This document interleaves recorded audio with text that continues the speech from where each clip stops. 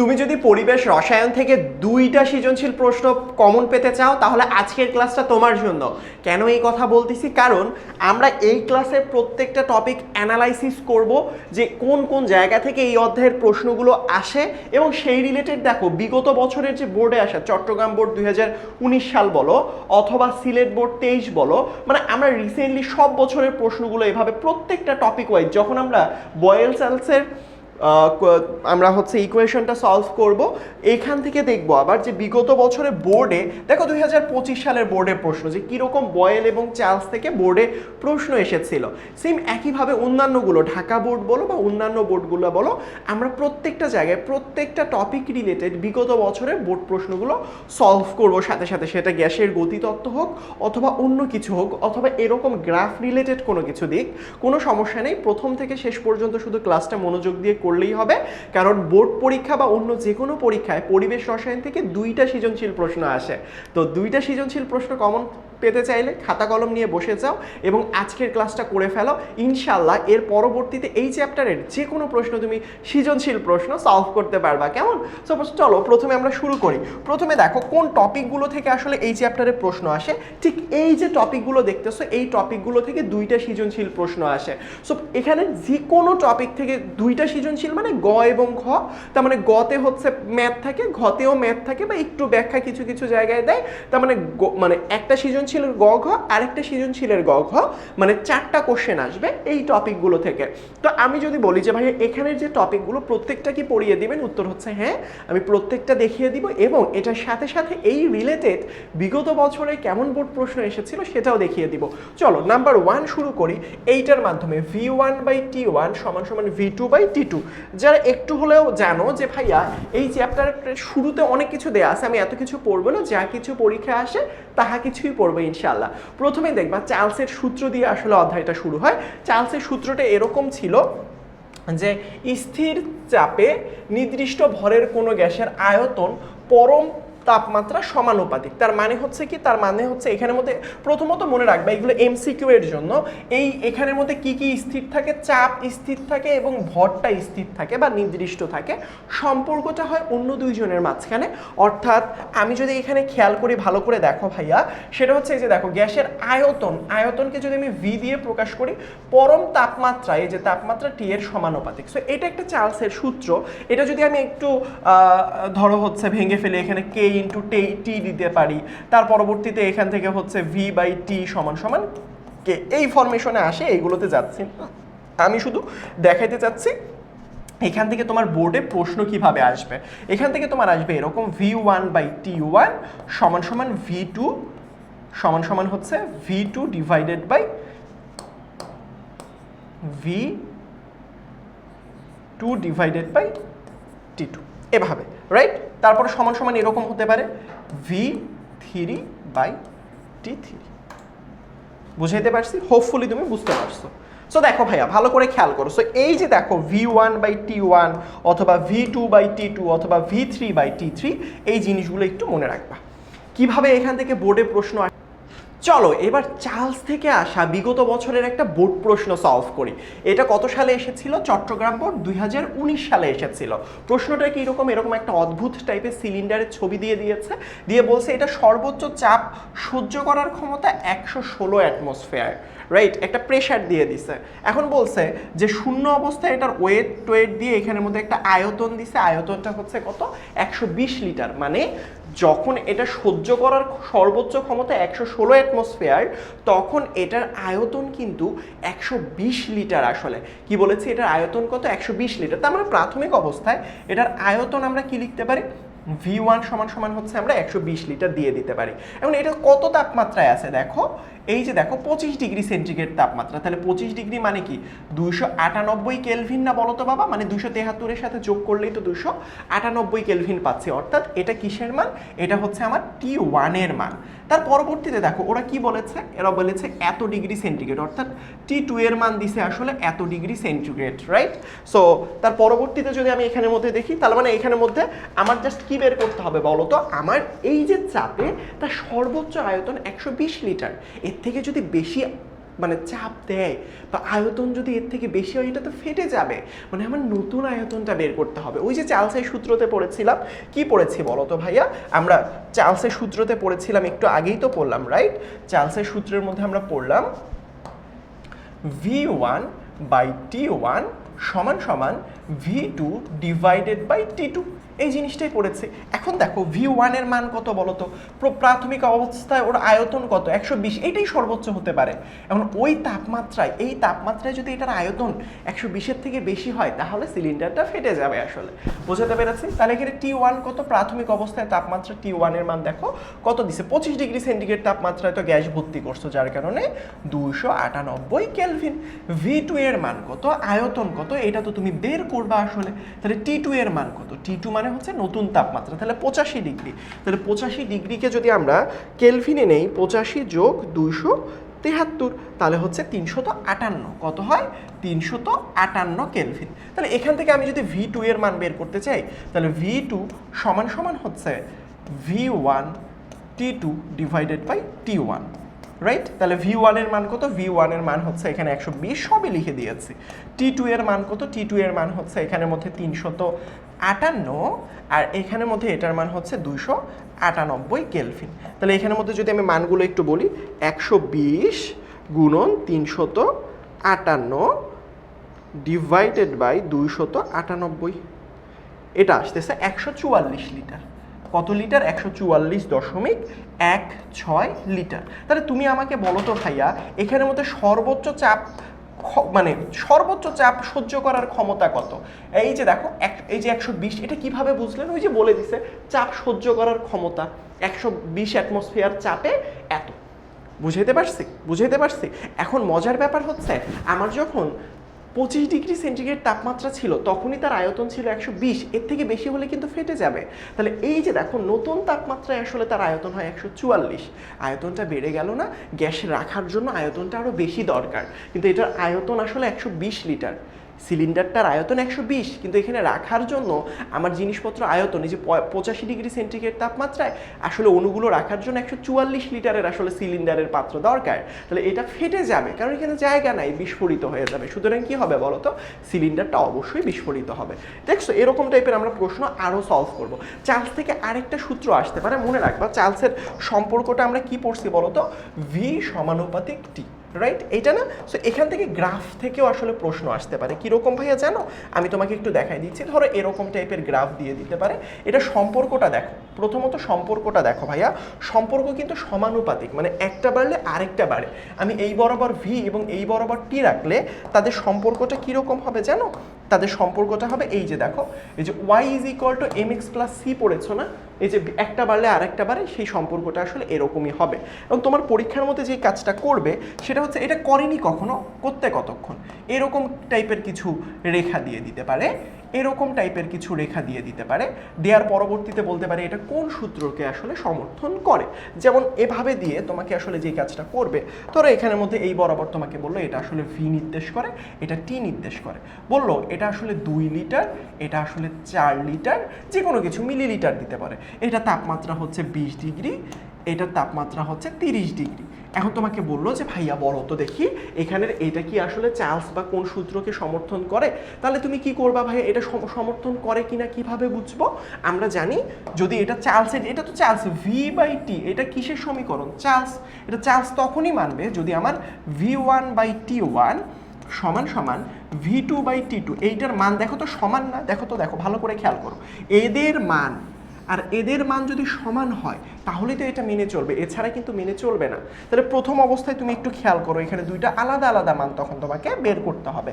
প্রথম অবস্থায় যদি আমি তোমাকে এখানে বের করি, V1 এর মান ধরলাম এটা V1, এটা হচ্ছে V2, এটা হচ্ছে T1, এটা হচ্ছে T2, রাইট? তাহলে V1 এর মান কত লিখি, V1 এই যে দেখো 2 লিটারের জন্য এটা আসলে 20 ডিগ্রি সেন্টিগ্রেড, তাহলে উপরে ধরলাম 2 লিটার লিখলাম, নিচে 20 ডিগ্রি মানে কি, 20 ডিগ্রি মানে হচ্ছে 293 কেলভিন। আর এখানে দেখি তো এটা হচ্ছে 4 লিটার, আর নিচে কত হবে বলো তো, 30 ডিগ্রি মানে হচ্ছে 303 ডিগ্রি, 3 কেলভিন আসলে, রাইট?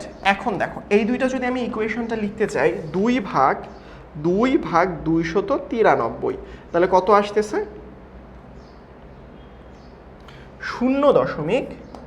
0.006 আর এখানের মধ্যে যদি আমরা দেখি 4/303 0.00113। এখন তুমি বলো তো দুইটা কি সমান হলো?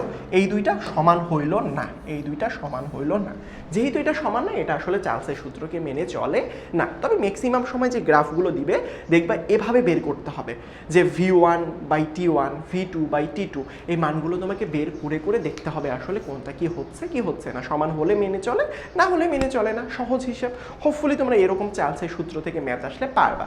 এবার আসো আমরা বয়েলের সূত্রে চলে যাই। বয়েলের সূত্রে মনে রাখবে কয়েকটা জিনিস এমসিকিউতে আসে। কি কি স্থির রাখতেছো, কি কোন কোন জিনিসগুলো স্থির রাখতেছো? স্থির তাপমাত্রায় নির্দিষ্ট ভর, রাইট? গ্যাসের আয়তন ওই গ্যাসের চাপের প্রযুক্ত চাপের কি হবে বলো তো ভাইয়া? ব্যস্তানুপাতিক। তার মানে কি এখানের মধ্যে হিসাব নিকাশ খুবই সহজ। তোমরা বয়েলের সূত্র অলমোস্ট সবাই জানো, ভি ব্যস্তানুপাতিক 1/p। কি কি স্থির থাকে আসলে? তাপমাত্রা টি এবং ভর বা মূল সংখ্যা বলতে পারো, ভরের সাথে কানেক্টেড, এই দুইটা জিনিস স্থির থাকে। এখন দেখো এখান থেকে তুমি কি লিখতে পারো? ভি সমান সমান কে ইন্টু 1/p।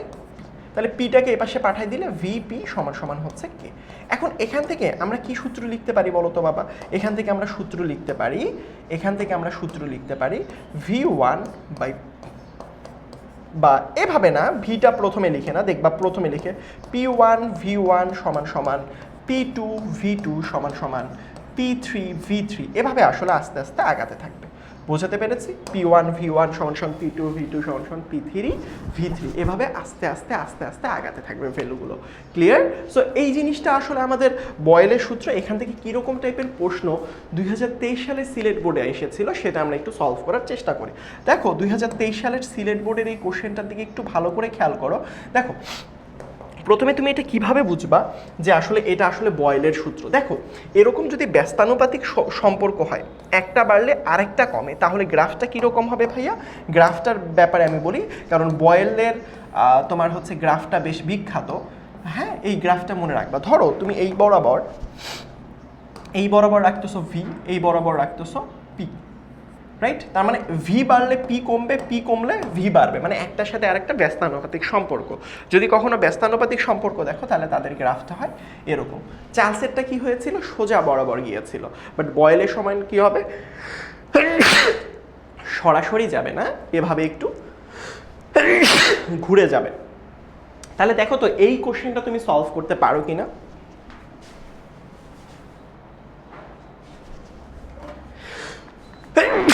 দেখো তো পারো কিনা। দেখো সিলেট বোর্ডে এই প্রশ্নটা কি জিজ্ঞেস করছে? এই যে দেখো এই বরাবর ভি দিছে, সেন্টিমিটার কিউব দেখ সমস্যা নেই, এই বরাবর পি দিছে। এই যে দেখো অনেকে ভুল করবে, এই যে দেখো এইটার সাথে সম্পর্ক কোথায় জানো? এই যে দেখো এটা কোথায় গিয়ে লাগছে, এই যে দেখো এটা কিন্তু এখানে লাগে নাই, এই জায়গায় গিয়ে লাগছে। এই যে দেখো এটা অনেকে ভুল করবে। তারপর এখানে গিয়া, আলহামদুলিল্লাহ একটু ঠান্ডা লেগে গেছে। তার মানে দেখো প্রথম গ্রাফটা দেখো, এটা কি এক্স এর মান নির্ণয় করতে বলছে, রাইট? তুমি এখান থেকে অনায়াসে কি ধরতে পারো? এটা হচ্ছে চাপ না? তাহলে তুমি এখানে ধরতে পারো এটা হচ্ছে P1, এটা হচ্ছে P2, রাইট? অথবা তুমি এখানের মধ্যে কি করতে পারো?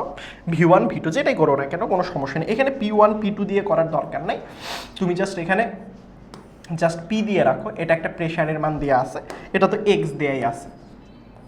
এবার দেখো এখানের মধ্যে আমরা সূত্রটা কি জানি? আমরা সূত্র জানি P1 V1 সমান সমান P2 V2, রাইট? এখন দেখো প্রাথমিক অবস্থায় দেখো ভালো করে হিসাব করো।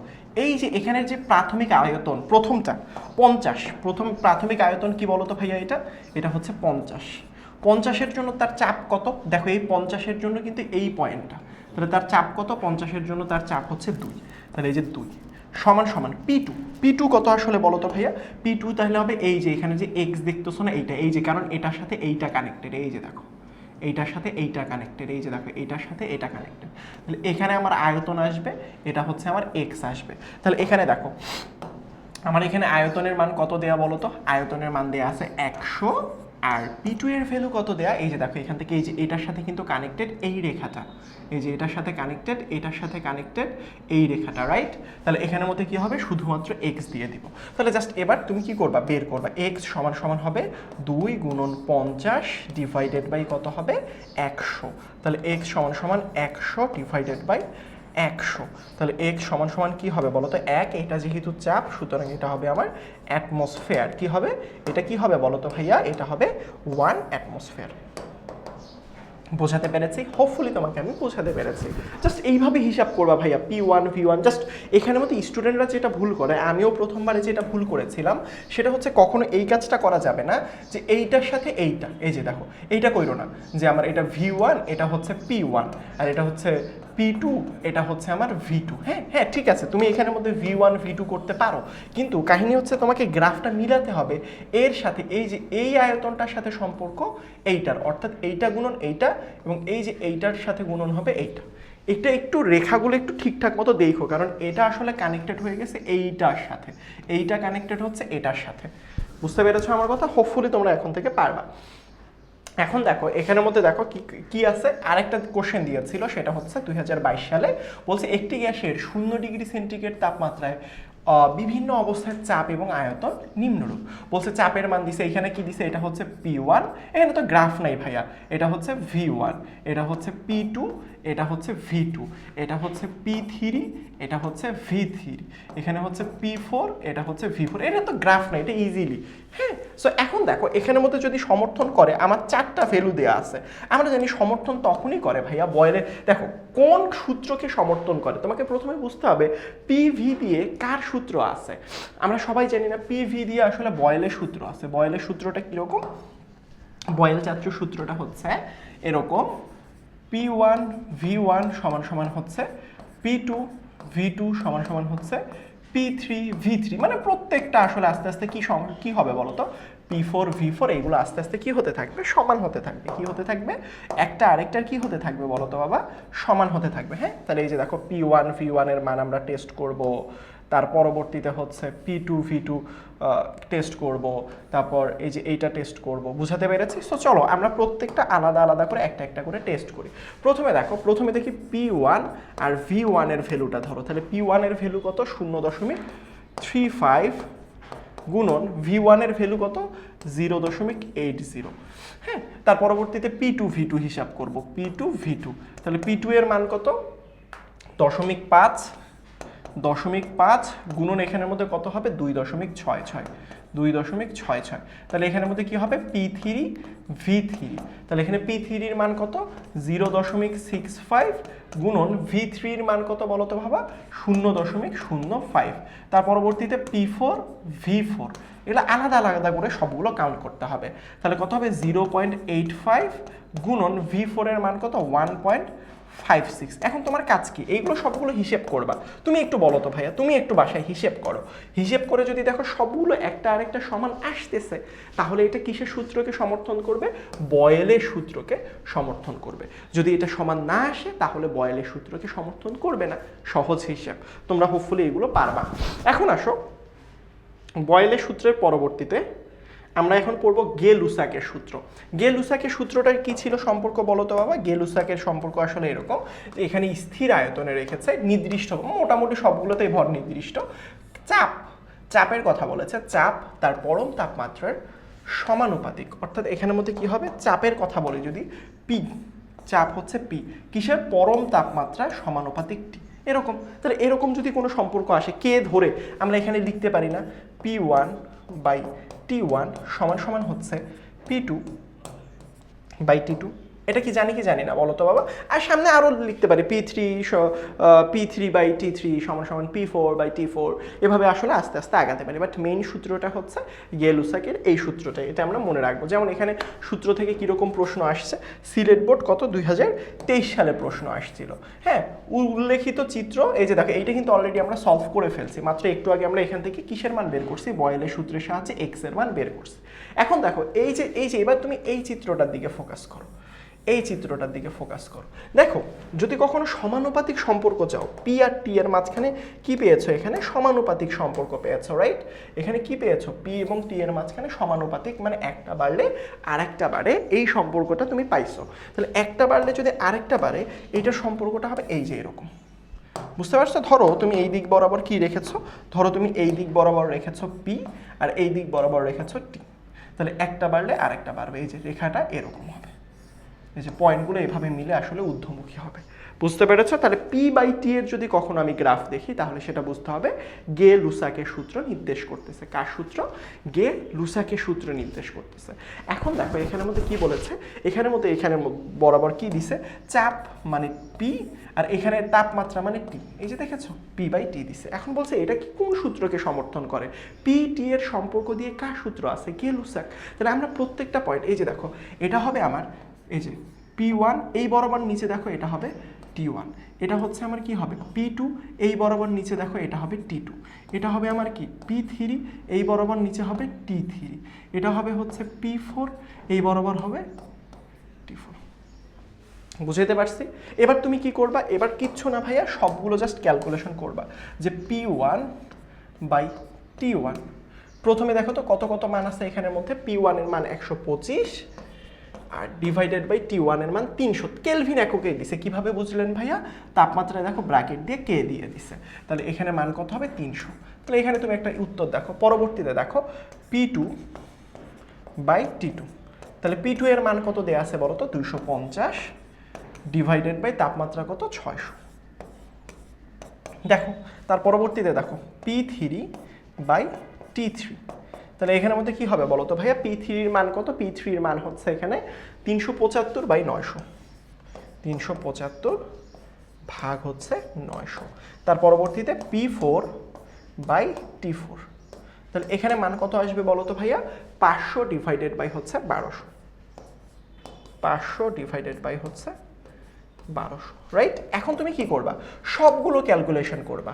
সবগুলো যদি সমান হয়, একটা যদি আরেকটা সমান হয়, P1 বাই T1 সবগুলো যদি সমান হয়, তাহলে এটা কার সূত্র মেনে চলবে, গে লুসাকে সূত্র মেনে চলবে। যদি কোনোটা সমান না হয়, ধরো তিনটা সমান, একটা সমান হয়নি, তবু মেনে চলবে না।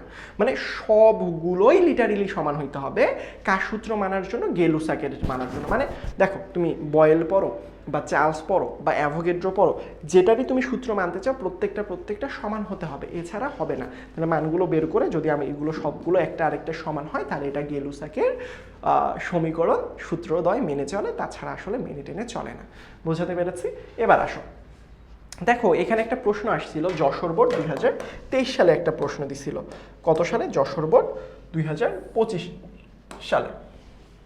এখানের মধ্যে বলছে যে সিলিন্ডারটা 65 ডিগ্রি সেন্টিগ্রেড তাপমাত্রায় পৌঁছালে বিস্ফোরিত হবে কিনা।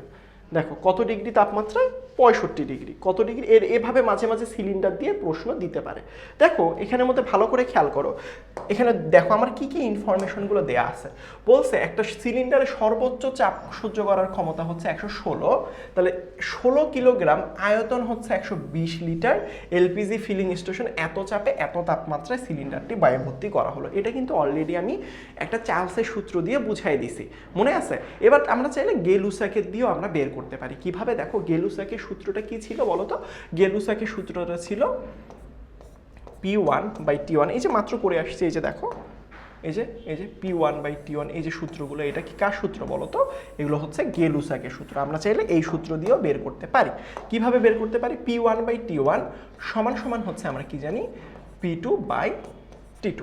তাহলে P1 এর মান কত, প্রাথমিক অবস্থায় তার চাপ কত ছিল আসলে বলো।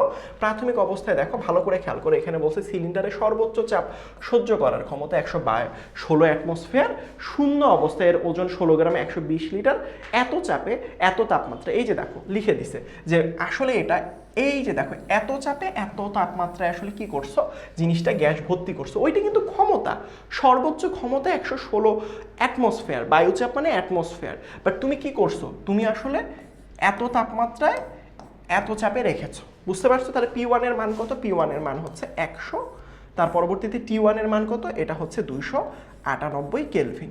তার পরবর্তীতে তাহলে P2 এর মান কত ভাইয়া, P2 এর মানটা খুব সহজ, P2 এর মান এখানের মধ্যে আমাকে বের করতে হবে।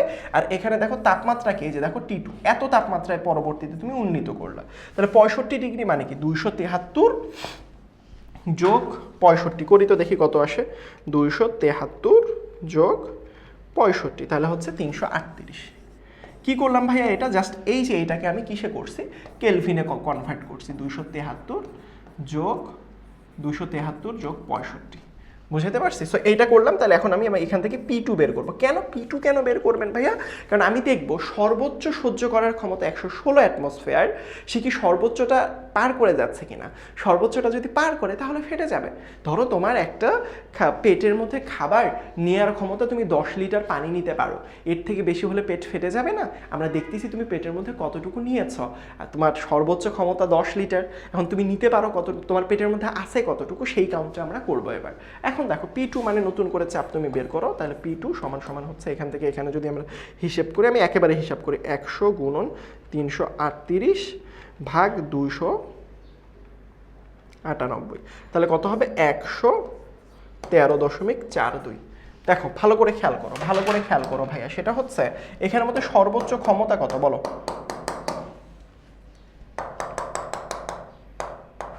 দেখো ভালো করে খেয়াল করো, সর্বোচ্চ ক্ষমতা কত বলো, সর্বোচ্চ ক্ষমতা হচ্ছে এখানের মধ্যে 116, সর্বোচ্চ ক্ষমতা কত 116, এটার মধ্যে আছে কত 113, তাহলে কি সহ্য করতে পারবে। এর আগেরটা যেটা করেছিলাম সেটা কিন্তু তাপমাত্রা 65 ডিগ্রি ছিল না, কত ছিল 85 ডিগ্রি সেন্টিগ্রেড ছিল, সেটা তাপমাত্রাটা ভিন্ন দেয়া ছিল।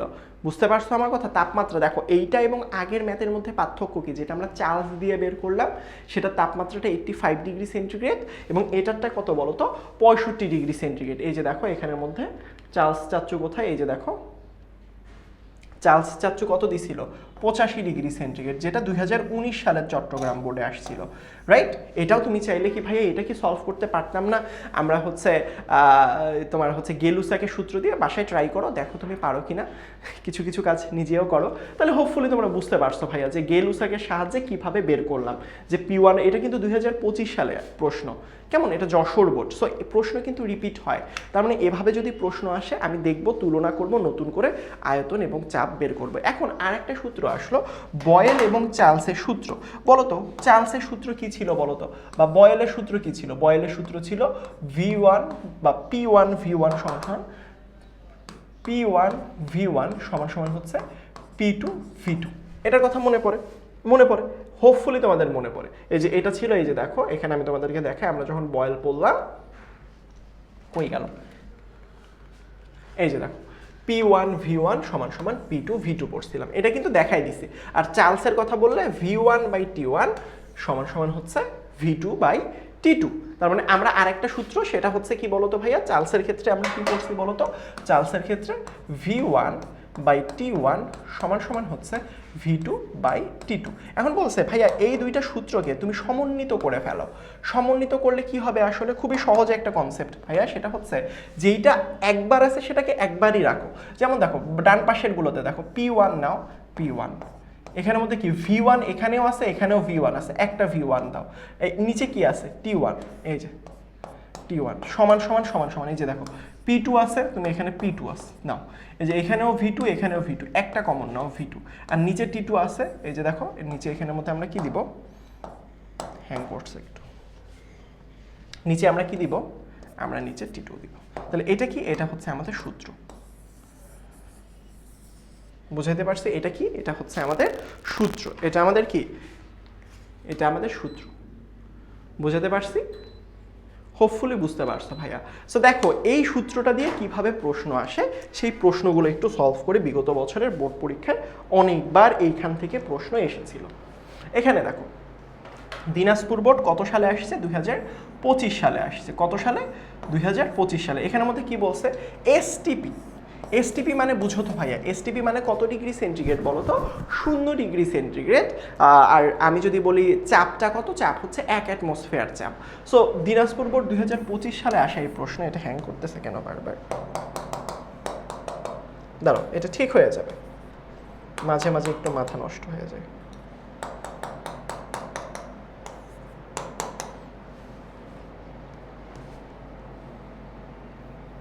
এই তো চলে এসেছে, তার মাথা স্মৃতিশক্তি ফিরে পেয়েছে। দেখো দিনাজপুর বোর্ড, ওমা মাথার স্মৃতিশক্তি এত তাড়াতাড়ি চলে গেলে কিভাবে হবে? ভুলে গিয়েছে সব কিছু, সে বুঝতে পেরেছে, সে সব কিছু ভুলে গিয়েছে। যাই হোক, কোনো সমস্যা নেই, আমাদের ফিরে আসবে স্মৃতিশক্তি।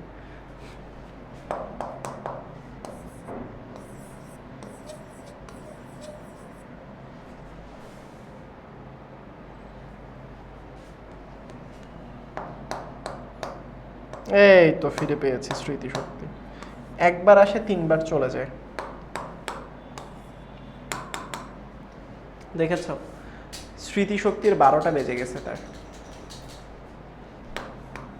এই তো ফিরে পেয়েছে, আল্লাহ ও স্মৃতিশক্তি যাতে না যায়। তাহলে 2000 কত সালে বলো তো? 25 সালে। এখন দেখো ভালো করে খেয়াল করো, এখানে কি গিয়েছে? এসটিপি মানে কি? এসটিপি মানে হচ্ছে 0 ডিগ্রি সেন্টিগ্রেড। তার পরবর্তীতে আমি যদি বলি এটা হচ্ছে গিয়ে তোমার 1 অ্যাটমসফিয়ার চাপ। ভালো কথা, ভালো কথা, বুঝো। বলছে ভি এর মানে, তার মানে আমি এখান থেকে একটা কথা বলতে পারি ভাইয়া, ভালো করে বুঝো। আমি যদি এখানে সূত্রটা লিখি, একটু আগে যে সূত্রটা পড়লাম, কি পড়ছি বলো তো? যারা চালাক জানো, P1 V1 বাই T1 সমান সমান হচ্ছে P2 V2 বাই T2। এটা পড়েছি না বলো তো বাবা? তাহলে এখানের মধ্যে দেখো তো, এখানের মধ্যে আমার কি কি দেয়া আছে। প্রথমে দেখো এই গ্যাসের ক্ষেত্রে কি কি দেয়া আছে। এই গ্যাসের ক্ষেত্রে আয়তন দেয়া আছে, ভি এর মান দেয়া আছে কত বলো তো? এত মিলিলিটার। এটা হচ্ছে চাপ দেয়া আছে, পি এর মান দেয়া আছে হচ্ছে 100 কিলো প্যাসকেল। কিন্তু একটা সমস্যা হচ্ছে, অ্যাটমসফিয়ারে কি আমরা কিলো প্যাসকেলে হিসাব করছি? মানে এসটিপিতে তো আমরা অ্যাটমসফিয়ার রাখছি, তো এখানের যে প্রেশার সেটা যদি অ্যাটমসফিয়ারে রাখি, এটাকেও আমাকে অ্যাটমসফিয়ারে রাখতে হবে। কিভাবে আমি তোমাকে দেখাচ্ছি। এবং তাপমাত্রা হচ্ছে টি এর মান হচ্ছে 27 ডিগ্রি সেন্টিগ্রেড। আমরা মানগুলো একটু লিখে ফেলি। প্রথমে দেখো P1 এর মান কত দেয়া? P1 এর মান হচ্ছে 100 কিলো প্যাসকেল। সবসময় মনে রাখবা ভাইয়া, কিলো প্যাসকেল থেকে, আমি আবারও রিপিট করতেছি, যদি কখনো তোমাকে এভাবে বলে যে তোমাকে কিলো প্যাসকেল বের করতে বলছে, কখনো কিলো প্যাসকেল থেকে যদি তুমি অ্যাটমসফিয়ারে যেতে চাও, তাহলে কি করবা? 10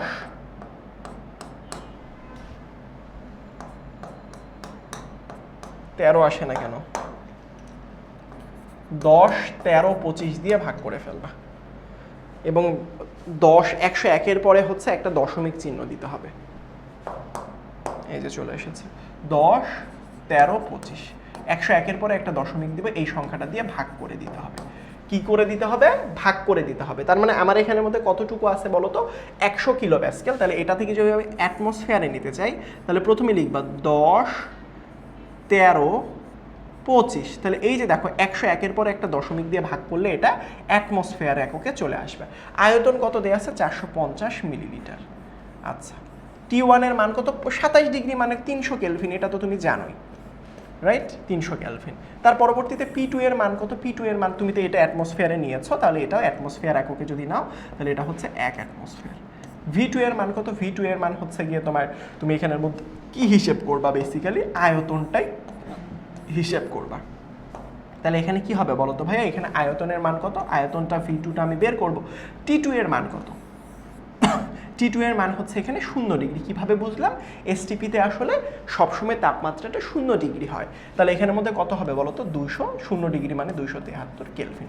তাহলে এখানের মধ্যে আমি যদি সাইড চেঞ্জ করি, আমি জাস্ট মানগুলো বসাই দেই ভাইয়া। এখানের মধ্যে হচ্ছে আমি যদি বলি, প্রথমে যেটা করতে হবে সেটা হচ্ছে 100 ভাগ 101.325, এটার সাথে গুণ করব 450, এটার সাথে গুণ করব 273, এটাকে আবার ভাগ করব 300, তাহলে 404 লিটার। দেখো বাবা, আমার এখানের মধ্যে তুমি একটু দেখো যে তুমিও একটু ক্যালকুলেশনটা কইরো যে আমার এখানে যে ক্যালকুলেটরে মানটা আসছে সেটা কি ঠিক কিনা। 404.14 হতে পারে, ভুল হতে পারে। এটা কোন এককে আসবে বলো তো? এখানের মধ্যে যেহেতু আয়তনটা আমরা মিলিলিটার এককে নিয়ে কাউন্ট করেছি, তাই এটা আসলে আয়তনটা কি এককে আসবে? মিলিলিটার এককেই চলে আসবে। কোন এককে? মিলিলিটার এককেই চলে আসবে। কোন এককে চলে আসবে? মিলিলিটার এককেই চলে আসবে। বুঝাতে পেরেছি? ক্লিয়ার? সো ভালো করে খেয়াল করো, গে-লুসাকের সূত্র মানে বয়েল এবং চার্লসের সূত্র 25 ডিগ্রি সেন্টিগ্রেড তাপমাত্রায় নিম্নে চাপের একটা বক্ররেখা পাওয়া গেছে। মানে একটা রেখা, আদর্শ গ্যাস এবং বাস্তব গ্যাসের রেখাগুলো এরকম হয়, রাইট? এখন দেখো এখানের মধ্যে কি দিছে, এই যে এই বরাবর হচ্ছে P আর ভি, আর এখানের মধ্যে বলছে এসটিপিতে এক্স বিন্দু, এই যে এক্স বিন্দু কিন্তু এই জায়গাতে ভাইয়া গ্যাসের আয়তন নির্ণয় করতে বলছে। তাহলে দেখো আমরা সূত্রটা কি জানি, এখানের মধ্যে অলরেডি পিভি দেওয়া আছে না, আমরা কি জানি P1 V1 divided by T1 সমান সমান হচ্ছে P2 V2 বাই T2। এটা আমরা জানি না, এটা আমরা সবাই জানি। তাহলে এখানে P1 V1 এর কিন্তু একসাথে মান দেওয়া আছে, এইটা কিন্তু তোমাকে খেয়াল করতে হবে। দেখো এখানের মধ্যে এই জায়গাটা একটু দেখো বাবা, এই জায়গাটা দেখতেছো, এই যে এই জায়গাটা এখানে এক্স এর সাথে কিন্তু এইটার কানেক্টেড, এক্স এর সাথে কিন্তু এইটা কানেক্টেড। তাহলে দেখো এক্স এর সাথে যেহেতু এটা কানেক্টেড, এক্স এ এখানে মান কত 0.5, এটা কিসের মান পি আর ভি একসাথে মান, এটা কিন্তু পি আর ভি এর একসাথে মান। তার মানে তুমি এখানে বলতে পারো এই যে P1 V1 এর একসাথে মান কত দেয়া আছে বলো তো ভাইয়া, একসাথে মান দেয়া আছে 0.5, কত 0.5 লিখে দিলা, কোনো সমস্যা নেই। T1 এর মান কত বলো তো, এটা কত তাপমাত্রা 25 ডিগ্রি সেন্টিগ্রেড না, তাহলে 25 ডিগ্রি সেন্টিগ্রেড মানে হচ্ছে 298 কেলভিন। তার পরবর্তীতে দেখো এসটিপিতে বলছে, তাহলে এসটিপিতে তাপমাত্রা কত হয়, আমরা জানি এসটিপিতে তাপমাত্রা হয় 0 ডিগ্রি সেন্টিগ্রেড অথবা 273 কেলভিন বলতে পারি, অথবা কি বলতে পারি 273 কেলভিন। তার মানে এখানের মধ্যে আমরা কি বলতে পারি বলো তো, এসটিপিতে 273 কেলভিন। বোঝাতে পারছি নিশ্চয়ই। তাহলে এখানের মধ্যে তোমাকে কি বলছে এসটিপিতে, তাহলে এখানের মধ্যে দেখো বুঝছো এক্স গ্যাসের আয়তন, তুমি এখান থেকে ভি বের করবা।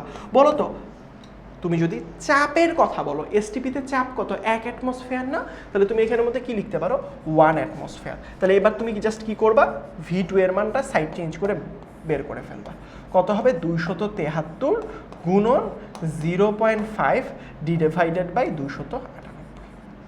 এখন তুমি দেখো তো এখানে কি হবে, V2 সমান সমান কত আসে দেখো, 273 গুণন 0.5 ডিভাইডেড বাই 298, তাহলে 0.45 কত হবে বলো তো। এখানের মধ্যে আমরা আয়তনটা কোন হিসাবে ধরেছিলাম, এই যে দেখো এখানের মধ্যে আয়তনটা কোন হিসাবে দেয়া আছে, এখানের মধ্যে আয়তনটা অ্যাটমসফেয়ার, আমরা 1 লিটার, এটা অবশ্যই লিটার এককে চলে আসবে। বুঝতে পারছি, কারণ কিভাবে বুঝলেন লিটার একক, এই যে দেখো পিভিতে দেখো ভালো করে খেয়াল করো, এখানের মধ্যে পিভিটাতে দেখো এই যে দেখো লিটার অ্যাটমসফেয়ার, মানে আমি যে পিভি এর মানটা লিখছি এখানের মধ্যে লিটার অ্যাটমসফেয়ার মানে কি, এটার আয়তনটা লিটার এককে এবং এই যে পিটা হচ্ছে অ্যাটমসফেয়ার একক। বুঝতে পারছি, হোপফুলি তোমরা বুঝতে পারছো। তার পরবর্তীতে আসো, হোপফুলি তোমরা এই যে সূত্রগুলো রয়েছে, গেলুসাকের সূত্র, বয়েল চার্লসের সূত্র এবং অ্যাভোগাড্রো সূত্র, এগুলো থেকে কোশ্চেন সলভ করতে পারবে ইনশাল্লাহ। এবার আসো অন্যতম একটা গুরুত্বপূর্ণ সূত্র, এই সবগুলো সূত্র যদি একসাথে সমন্বিত করা হয় তাহলে এটা একটু প্রুফটা দেখো, তাহলে কি পাওয়া যায়, পিভি সমান সমান এনআরটি। তবে এখান থেকে আমি একটা কমন কথা বলি ভাইয়া, সবসময় মনে রাখবা এখানের মধ্যে, সেটা হচ্ছে এখানের মধ্যে কোনটা মানে কি বুঝায়, বুঝো আমি এখানের মধ্যে আমি তোমাকে সব কিছু বুঝাই দিচ্ছি, জাস্ট মনে রাখবা এখানের মধ্যে যে আর এর একক নিয়ে সবার জ্ঞানজাম লাগে ভাইয়া, কোন এককে নিব। এখন থেকে দুনিয়ার যত পিভি সমান এনআরটি সূত্র আসুক সবসময় আর এর মান 0.0821 এইটাই ধরবা। এটার এককটা কি, এটার এককটা হচ্ছে লিটার অ্যাটমসফেয়ার, তার পরবর্তীতে পার মোল, তার পরবর্তীতে পার কেলভিন। এটা মনে রাখবা, কি করব, লিটার অ্যাটমসফেয়ার পার মোল পার কেলভিন। এখান থেকে তুমি একটা জিনিস মনে রাখবা, সেটা হচ্ছে ভাইয়া এখানের মধ্যে আমার যে চাপটা আছে সেটা কোন এককে রাখতে হবে, চাপটা অ্যাটমসফেয়ার এককে রাখতে হবে। কিভাবে বুঝলাম, কারণ আর এর মানটার এককটা দেখো এখানে অ্যাটমসফেয়ার লেখা, এখান থেকে কানেক্ট করবা। ভি এর মানটা কিসে নিবা, দেখো এখানে কি লিটার দেয়া না, এখান থেকে বুঝতে হবে ভিটা লিটারে নিতে হবে। তারপরে এনটা কি, এন তো মূল সংখ্যা তোমরা জানো, টিটা তাহলে কিসে নিতে হবে বলো তো ভাইয়া, কেলভিন, তাহলে এটাকে তোমাকে কেলভিনই নিতে হবে, মনে রাখবো। এখন এখানের মধ্যে আরেকটা ছোট্ট জিনিস আছে, সেটা হচ্ছে আমার এন নিয়ে, বুঝতে পারছো আমার কথা, এন নিয়ে কিন্তু তোমরা 19এও পড়াশোনা করেছো, এন সমান সমান দুইটা জিনিস লিখতে পারো, ডাব্লু ডিভাইডেড বাই এম। এখান থেকে তোমার ব্যাপন হার নির্ণয় করা আসতে পারে, কি আসতে পারে, ব্যাপন হার, যেখানে তোমার এই জিনিসটা কাজে লাগবে। এই যে দেখো এখানের মধ্যে তুমি এই সূত্রটা থেকে, মানে এই যে এখানে এম এর ব্যবহারের মাধ্যমে এখান থেকে ব্যাপন হার বের করতে পারো, ব্যাপন হার। তার মানে তুমি মনে রাখবা যখন মাঝে মাঝে ব্যাপন হার কত দূরত্বে মিলিত হবে গ্যাসদ্বয়, তখন তুমি এখানে এন সমান সমান কি লিখতে পারো, ডাব্লু বাই এম। ডাব্লু মানে কি, ডাব্লু মানে হচ্ছে প্রশ্নের ভর, মনে রাখবা কিসের ভর, প্রশ্নের ভর, প্রশ্নে যেই ভরটা দেয়া থাকে, প্রশ্নের ভর, আর এম মানে কি ওই যৌগের আণবিক ভর, যে যৌগটা দেয়া থাকে তার আণবিক ভর। আর সেকেন্ডলি আমি আরেকটা জিনিস বলতে পারি, মাঝে মাঝে অণুর সংখ্যা দেয়, সেই ক্ষেত্রে এন সমান সমান উপরে লিখবো এন মানে অণুর সংখ্যা, নিচে হচ্ছে 6.02 গুণন 10⁻23, মানে যখন যেটা জিজ্ঞেস করবে তখন সেটা লিখবে। তাহলে এন সমান সমান প্রয়োজন অনুসারে মূল সংখ্যা দেওয়া থাকলে মূল সংখ্যা, তাহলে এন সমান সমান W/m। প্রশ্নে যদি ইকুয়েশন ওইভাবে দেয়া থাকে ওইটা ইউজ করবা, অথবা নিচেরটা ইউজ করবা। অনুসংখ্যা জিজ্ঞেস করলে নিচেরটা, ব্যাপনহার জিজ্ঞেস করলে উপরেরটা। এটা কিসের সংখ্যা বলো তো বাবা? এটা হচ্ছে এনটা হচ্ছে অণুর সংখ্যা। কিসের সংখ্যা? অণুর সংখ্যা। অণুর সংখ্যা, তাহলে অণুর সংখ্যা জিজ্ঞেস করলে নিচেরটা, আর পারমাণবিক ভর, আণবিক ভর বা ব্যাপনহার বললে উপরেরটা দিয়ে করবা। তবে এখানের মধ্যে কয়েকটা জিনিস তোমার মনে রাখা ইম্পর্টেন্ট, সেটা হচ্ছে পি এর একক। মনে রাখবো পিটা সবসময় অ্যাটমসফিয়ারে রাখতে হবে। তো মাঝে মাঝে মনে রাখবা যে পি এর মানটা প্যাসকেলে দিয়ে দেয়, তাহলে প্যাসকেল থেকে তুমি অ্যাটমসফিয়ারে কিভাবে কনভার্ট করবা? মনে রাখবা প্যাসকেল থেকে যদি এটা করো 10, 13, 25 এই সংখ্যাটা দিয়ে কি করবা? ভাগ করে দিলেই হয়ে যাবে। মাঝে মাঝে দেখবা কিলো প্যাসকেল দিয়ে দিছে, কিলো প্যাসকেল থেকে, এটা একটু নোট করবা। অ্যাটমসফিয়ারে তখন কি করবা? ওই 10, 13, 25ই লিখবা, 10, 13, 25ই লিখবা, কিন্তু 101-এর পরে একটা দশমিক দিবা, দিয়ে ভাগ করলে অ্যাটমসফিয়ারে পেয়ে যাবা। মাঝে মাঝে এভাবে দেয়, এটা অনেক আসে, মিলিমিটার পারদ-চাপ।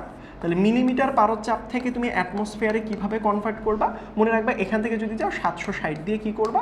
ভাগ করে দিবা। কি করে দিবা? ভাগ করে দিবা, তাহলে হয়ে যাবে। সো এই তিনটা জিনিস আসলে চাপের ক্ষেত্রে পরীক্ষার মধ্যে যদি অ্যাটমসফিয়ার সরাসরি দিয়ে দেয়, ধরো তোমাকে প্রশ্নের মধ্যে অ্যাটমসফিয়ার সরাসরি দিয়ে দিচ্ছে, তাহলে তো কোনো সমস্যাই নেই, তুমি অ্যাটমসফিয়ারটা সরাসরি বসে ক্যালকুলেশন করো। যদি অ্যাটমসফিয়ার না দিয়ে প্যাসকেল দেয়, এটা দিয়ে ভাগ করবো, কিলো প্যাসকেল দিলে এটা দিয়ে ভাগ করবো, মিলিমিটার পারদ-চাপ দিলে এই সংখ্যাটা দিয়ে কি করব? ভাগ করে ম্যাথগুলো বের করে ফেলবো। বুঝাতে পেরেছি হোপফুলি? এবার আসো ভালো করে খেয়াল করো ভাই, এইগুলোতে গেল এইগুলোর হিসাব, তার পরবর্তীতে যদি আমি তোমাকে হিসাব করি, দেখো বুঝো, ভালো করে খেয়াল করো। এবার আমি যদি আরেকটা কথা বলি, সেটা হচ্ছে আয়তন। ভাইয়া আয়তন কিসে কিসে দিতে পারে? ধরো আয়তন সবসময় তুমি ভি এর মান কিসে রাখবা? লিটারে রাখবা। যদি কখনো এরকম থাকে যে ভাইয়া মিলিলিটারে দেয়া আছে, কিসে দেয়া আছে? মিলিলিটারে দেয়া আছে, তাহলে মিলিলিটার থেকে যদি তুমি লিটারে কনভার্ট করতে চাও, তাহলে কি করবা? 1000 দ্বারা ভাগ করবা। বুঝতে পারছি? এখন আরেকটা জিনিসও মনে রাখতে হবে, মিলিলিটার যেই কথা, সেন্টিমিটার কিউব একই কথা, এটা মাথায় রাখবা। মিলিলিটার আর সেন্টিমিটার কিউব একই কথা, সেমভাবে লিটার আর ডেসিমিটার কিউব একই কথা। বুঝাতে পারছি? এই দুইটা জিনিস একটু কনফিউশন রাখো না বাবা, একটু কনফিউশনটা ক্লিয়ার করো। সেন্টিমিটার কিউব বা মিলিলিটার যাহা কথা, লিটার আর ডেসিমিটার কিউব একই কথা। সো যদি কখনো ভাইয়া ডেসিমিটার কিউব দেয়, তাহলে ওই লিটার আর ডেসিমিটার কিউব একই কথা। 100 লিটার সমান সমান 100 ডেসিমিটার কিউব, 1000 লিটার সমান সমান 1000 ডেসিমিটার কিউব। বোঝাতে পেরেছি? এখন তো গেল এইগুলো হচ্ছে গিয়ে তোমার centimetre cube, millimetre cube. So এই জিনিসগুলো এভাবে আসবে। আরেকটা আছে, আরেকটা হচ্ছে মনে আসতেছে না, সেটা 1000 দিয়ে গুণ, যদি চলে আসে আমি তোমাদেরকে দেখাই দেবো। জাস্ট এই কনসেপ্টগুলো একটু মনে রাখবা। তাপমাত্রা তো জানোই কেলভিনে সবসময় নিতে হয়। তাহলে পিভি সমান সমান এনআরটি দিয়ে কীরকম প্রশ্ন আসতে পারে দেখো, এটা আমরা ব্যাপনহার একটু পরে দেখব। কত দূরত্বে মিলিত হবে স্টপ কক খোলা অবস্থায়, কতটুকু বেপিত হবে, তখন স্টক খোলা হবে, কোনটি আগে বেপিত হবে, এগুলো ব্যাপনহার আমরা পরে নির্ণয় করতেছি। আগে আমরা এখান থেকে সহজ সহজ কিছু প্রশ্ন সলভ করি। এই দেখো এখানের মধ্যে একটা প্রশ্ন দিয়েছে, সেটা কোন বোর্ডে আসছিল? এটা বোর্ড সংখ্যা হচ্ছে ঢাকা বোর্ড, 2025 সালে এসেছিল। কি জিজ্ঞেস করেছে? এ গ্যাসে বিদ্যমান অণুর সংখ্যা নির্ণয় করো। এ গ্যাসে বিদ্যমান কিসের সংখ্যা? অণুর সংখ্যা নির্ণয় করতে বলছে। তাহলে এ গ্যাস কোনটা? এ গ্যাস হচ্ছে এইটা, এই যে দেখো এ গ্যাস, এই যে দেখো এটা হচ্ছে এ গ্যাস। এখন তোমার অণুর সংখ্যা তুমি কিভাবে নির্ণয় করবা ভাইয়া? তুমি বলছিলাম না, তুমি সূত্রটা কি জানো? তুমি সূত্র জানো হচ্ছে পিভি সমান সমান হচ্ছে এন আর টি। অণু সংখ্যা দিলে আমরা কি করব? পিভি, এখানে এনটাকে ভাঙে এন ডিভাইডেড বাই কি লিখবো? 6.02 গুণন 10⁻23। এটা কিসের সংখ্যা? অণুর সংখ্যা, ইন্টু কি হবে? আর টি দিয়ে দিব। এখন আমাকে এখান থেকে কিসের সংখ্যা বের করতে হবে? এন এর সংখ্যাটা বের করতে হবে, অর্থাৎ অণুর সংখ্যা বের করতে হবে। তাহলে তুমি যদি অণুর সংখ্যাটা বের করো, তাহলে এন সমান সমান কি করবা বলো তো? তুমি ধরো P into V divided by হচ্ছে আর টি, আর এটা যদি সাইড চেঞ্জ করে নিয়ে যাও, আসবে এখানে 6.02 গুণন 10⁻23। এবার আসো আসল কাহিনীতে ভাইয়া, অণুর সংখ্যা যে তুমি এখানে বের করবা, দেখো ভালো করে বুঝো। পি মানে কি? পি মানে হচ্ছে চাপ, রাইট? পি মানে কি? পি মানে হচ্ছে চাপ। এখানে চাপটা কিসে দেয়া আছে বলো তো? এই যে দেখো, ভালো করে খেয়াল করে, এখানে দেখো সেন্টিমিটার পারদ-চাপ দেয়া আছে। কিন্তু তুমি কি এখানের মধ্যে এক জায়গার মধ্যে আগে যে আমরা করলাম সেন্টিমিটার পারদ-চাপ, মিলিমিটার পারদ-চাপ শিখেছি। কি শিখেছি? মিলিমিটার পারদ-চাপ থেকে শিখেছি, কয়েকটা জিনিস শিখেছি, কিন্তু সেন্টিমিটার কিন্তু আমরা দেখিনি। কিন্তু এখানে কি হলো? সেন্টিমিটার পারদ-চাপ চলে আসলো। তাহলে ভাইয়া সেন্টিমিটার পারদ-চাপ দিলে কিভাবে কি করব? খুবই সহজ ভাইয়া, যেমন আমরা করেছিলাম না, মিলিমিটার পারদ-চাপ যদি দিয়ে দেয় তখন আমরা কিভাবে কি করব? 760 দিয়ে যদি ভাগ করি তাহলে কিসে পাবো? অ্যাটমসফেয়ারে পাবো। সেম একইভাবে ভাইয়া যদি কখনো সেন্টিমিটার পারদ-চাপ দিয়ে দেয় তাহলে মনে রাখবা জাস্ট 760 না, শূন্যটা কেটে দাও, 76 দিয়ে যদি তুমি কি করো? ভাগ করো। কি করো? ভাগ করো। তাহলে কিসে চলে আসবে? অ্যাটমসফেয়ারে চলে আসবে। বুঝাইতে পারছি? বুঝাইতে পারছি? এটা একটু লিখে রাখবা, এটা একটু নোট করে রাখবা। এখন দেখো, তাহলে এখান থেকে যদি আমি তোমাকে বলি এখানে কত হবে বলো তো? তুমি আমাকে বলো ভাইয়া, এখানের মধ্যে পি এর মানটা কত হবে? পি এর মান হচ্ছে দিছে কত? 80 সেন্টিমিটার। তাহলে 80টাকে কি করব? 76 দিয়ে ভাগ করলে আমাকে এটাকে কিসে রাখতে হবে? অ্যাটমসফেয়ারে রাখতে হবে। আয়তনটা লিটারে রাখতে হবে। আয়তন কত দিছে? মিলিলিটার দিয়ে দিছে ভাইয়া। মিলিলিটার দিলে হবে? আমি বলছি না, সবসময় মনে রাখবা আর এর যে মানটা 0.0821, এটা কি লিটার অ্যাটমসফেয়ার পার মোল পার কেলভিন। একটু আগে বলছি তো কোনগুলোকে কোন এককে রাখবা, একটু আগে কিন্তু লিখে দিয়েছি। সেই ক্ষেত্রে আমার এখানে 450, এটাকে লিটারে নাও। তাহলে লিটারে নেওয়া তো খুবই সহজ, 450কে 1000 দিয়ে ভাগ করো। তাহলে তাপমাত্রাটা কেলভিনে নাও। তাপমাত্রা কত দেওয়া আছে? 30 ডিগ্রি সেন্টিগ্রেড। তাহলে 273-এর সাথে যোগ করলে 303, গুণন হবে কত? 6.02 গুণন 10⁻23। যা আসবে তাই অ্যান্সার পাবে, যা আসবে তাই অ্যান্সার। বুঝাইতে পারছি? বুঝাইতে পারছি? সো এই জিনিসগুলো কিন্তু এইভাবে মনে রাখতে হবে। যদি তুমি এইভাবে মনে রাখতে না পারো তাহলে কিন্তু বিপদ। এইভাবে বের করাগুলো খুবই সহজ। বুঝাতে পেরেছি? সেইমভাবে অসংখ্য প্রশ্ন আসে, অসংখ্য প্রশ্ন আসে। তার পরবর্তীতে দেখি এখানের মধ্যে এই প্রশ্নটা, গতিশক্তি দরকার নেই, আচরণ করবে কিনা এটা পরে দেখবো আমরা। কত গ্রাম, এই যে দেখো, এ পাত্রে কত গ্রাম কার্বন ডাই অক্সাইড আছে, এই যে একটা প্রশ্ন, এ পাত্রে কত গ্রাম কার্বন ডাই অক্সাইড আছে গণনা করো। তাহলে এ পাত্র কোনটা? এটা কোন বোর্ডে আসছিল? এটা আসছিল হচ্ছে রাজশাহী বোর্ড 2025 সালে, মানে রিসেন্ট বছর আসা প্রশ্ন। দেখো ভালো করে খেয়াল করো এখানের মধ্যে কি কি দেয়া আছে। এখানের মধ্যে কার্বন ডাই অক্সাইড আয়তন অনেক কিছু দেয়া আছে। মানে কত গ্রাম মানে কি? গ্রাম মানে হচ্ছে কত গ্রাম, মানে প্রশ্নে দেয়া ভর চেয়েছে, ডাব্লুর মান চেয়েছে। মনে রাখবা প্রশ্নে দেয়া ভর বা চাওয়া ভরটা হচ্ছে ডাব্লু। আমরা সূত্রটা কি জানি? আমরা সূত্র জানি পিভি সমান সমান হচ্ছে এনআরটি। যদি আমার চাওয়া ভর বা দেয়া ভর রিলেটেড জিনিস চাই তাহলে এন এর মান কি করব? একটু আগে লিখে দিয়েছি না, ডাব্লু/এম, এটা হচ্ছে আরটি। ডাব্লু মানে কি? প্রশ্নে চাওয়া ভর। তাহলে ডাব্লু ইজ ইকুয়াল টু কি লিখবো বলো তো ভাইয়া? P M P V divided by এখানে কি হবে? আর টি, রাইট? তাহলে ডাব্লু সমান সমান এখানে ভর কত? এটা এম মানে কি? কার্বন ডাই অক্সাইডের ভর। কার্বন ডাই অক্সাইডের ভর কত? 44 গ্রাম। বের করে দেখো, এটাই হচ্ছে এম এর মান, রাইট? তাহলে এখানের মধ্যে আমরা কত লিখবো? 44। চাপ কত দেয়া আছে বলো তো ভাইয়া? এখানে চাপ দেয়া আছে অ্যাটমসফিয়ারেই দেয়া আছে ভাই, কোনো ঝামেলাই নেই, আমরা অ্যাটমসফিয়ারেই তো চাই, 30। তাহলে ভি আয়তন কত দেয়া আছে? লিটারেই চাই, তো লিটারেই দেয়া আছে 50। আর এর মান কত? 0.0821। তাপমাত্রা কত বলো তো ভাইয়া? কতটুকু তাপমাত্রা? এখানের মধ্যে কি তাপমাত্রা দেওয়া নেই? এ পাত্রে কত গ্রাম কার্বন ডাই অক্সাইড আছে? অবশ্যই এখানে তাপমাত্রা দেওয়ার কথা, এখানে হয়তো বা কোনোভাবে স্কিপ করে গেছে তাপমাত্রাটার মান। ধরে নিলাম যেহেতু তাপমাত্রা দেওয়া নাই, ধরে নিলাম এখানের মধ্যে স্কিপ করছে, এটা 27 ডিগ্রি সেন্টিগ্রেড ছিল, ধরে নিলাম যেটা দেওয়া থাকবে সেটাই আসলে ধরে নিবা। তাহলে এখানে কত হবে? 300। তাহলে এখানের মধ্যে ডাব্লু যা আসবে তাই উত্তর। তাহলে আমরা একটা অনুসংখ্যা বের করা শিখলাম, আর একটা কি বের করা শিখলাম বলো তো ভাইয়া? এখানের মাধ্যমে ডাব্লু বের করা শিখলাম, রাইট? সো এভাবে কিন্তু অসংখ্য, তোমাকে আসলে জিনিসগুলো অ্যাপ্লাই করা শিখতে হবে, শিখলে জিনিসগুলো আস্তে আস্তে ইজি হয়ে যাবে। তার পরবর্তীতে বেই গ্যাসের অনুসংখ্যা, এইগুলো পারবা ইনশাল্লাহ। স্টপ কক খোলা অবস্থা। এখন আসো, এইগুলো যদি তুমি হিসাব করতে পারো, মোট গতিশক্তি দরকার নেই। এবার এইগুলো ছাড়া একটা প্রশ্ন আসে প্রায় সময়, কে আসলে ব্যাপন হয়? মনে রাখবা যার ভর, এটা 9-10-এও পড়েছো যদিও বা, আমি তবুও বলে দিই যে ভাইয়া যার ভর কম সে কিন্তু তাড়াতাড়ি ব্যাপিত হয়। এই যে দেখো কোনটা তাড়াতাড়ি ব্যাপিত হবে, এখানে প্রশ্নটা দেখো বলেছে, প্রশ্নটা বলেছে গ্যাস দ্বয়ের মধ্যে কোনটি আগে 3 নাম্বার পাত্রে ব্যাপিত হবে স্টক কক খোলা থাকবে। তার মানে যখন এরকম টাইপের প্রশ্ন দিবে, তখন মনে রাখবা যার আণবিক ভর এম এর মান, মানে যার আণবিক ভর ভর কম তার ব্যাপন হার বেশি। এটা একটু মনে রাখবা। তার কি হবে বলো তো ভাইয়া? ব্যাপন হার তুলনামূলকভাবে কি হবে? বেশি হবে। কিরকম ভাইয়া? দেখো একটু খেয়াল করে আমি তোমাকে দেখাই, আমরা মনে রাখবো। এই যে দেখো আণবিক ভর আমরা কিভাবে বের করব? দুই ক্ষেত্রে দুইটা গ্যাসের আণবিক ভর বের করতে হবে তোমাকে। দুই ক্ষেত্রে কি করব? দুইটা গ্যাসের আণবিক ভর আমরা কি করব? নির্ণয় করব। তাহলে দুই গ্যাসের দুইটার আণবিক ভর যদি আমরা নির্ণয় করি, আমরা কি জানি? আমরা জানি হচ্ছে পিভি সমান সমান হচ্ছে এন আর টি।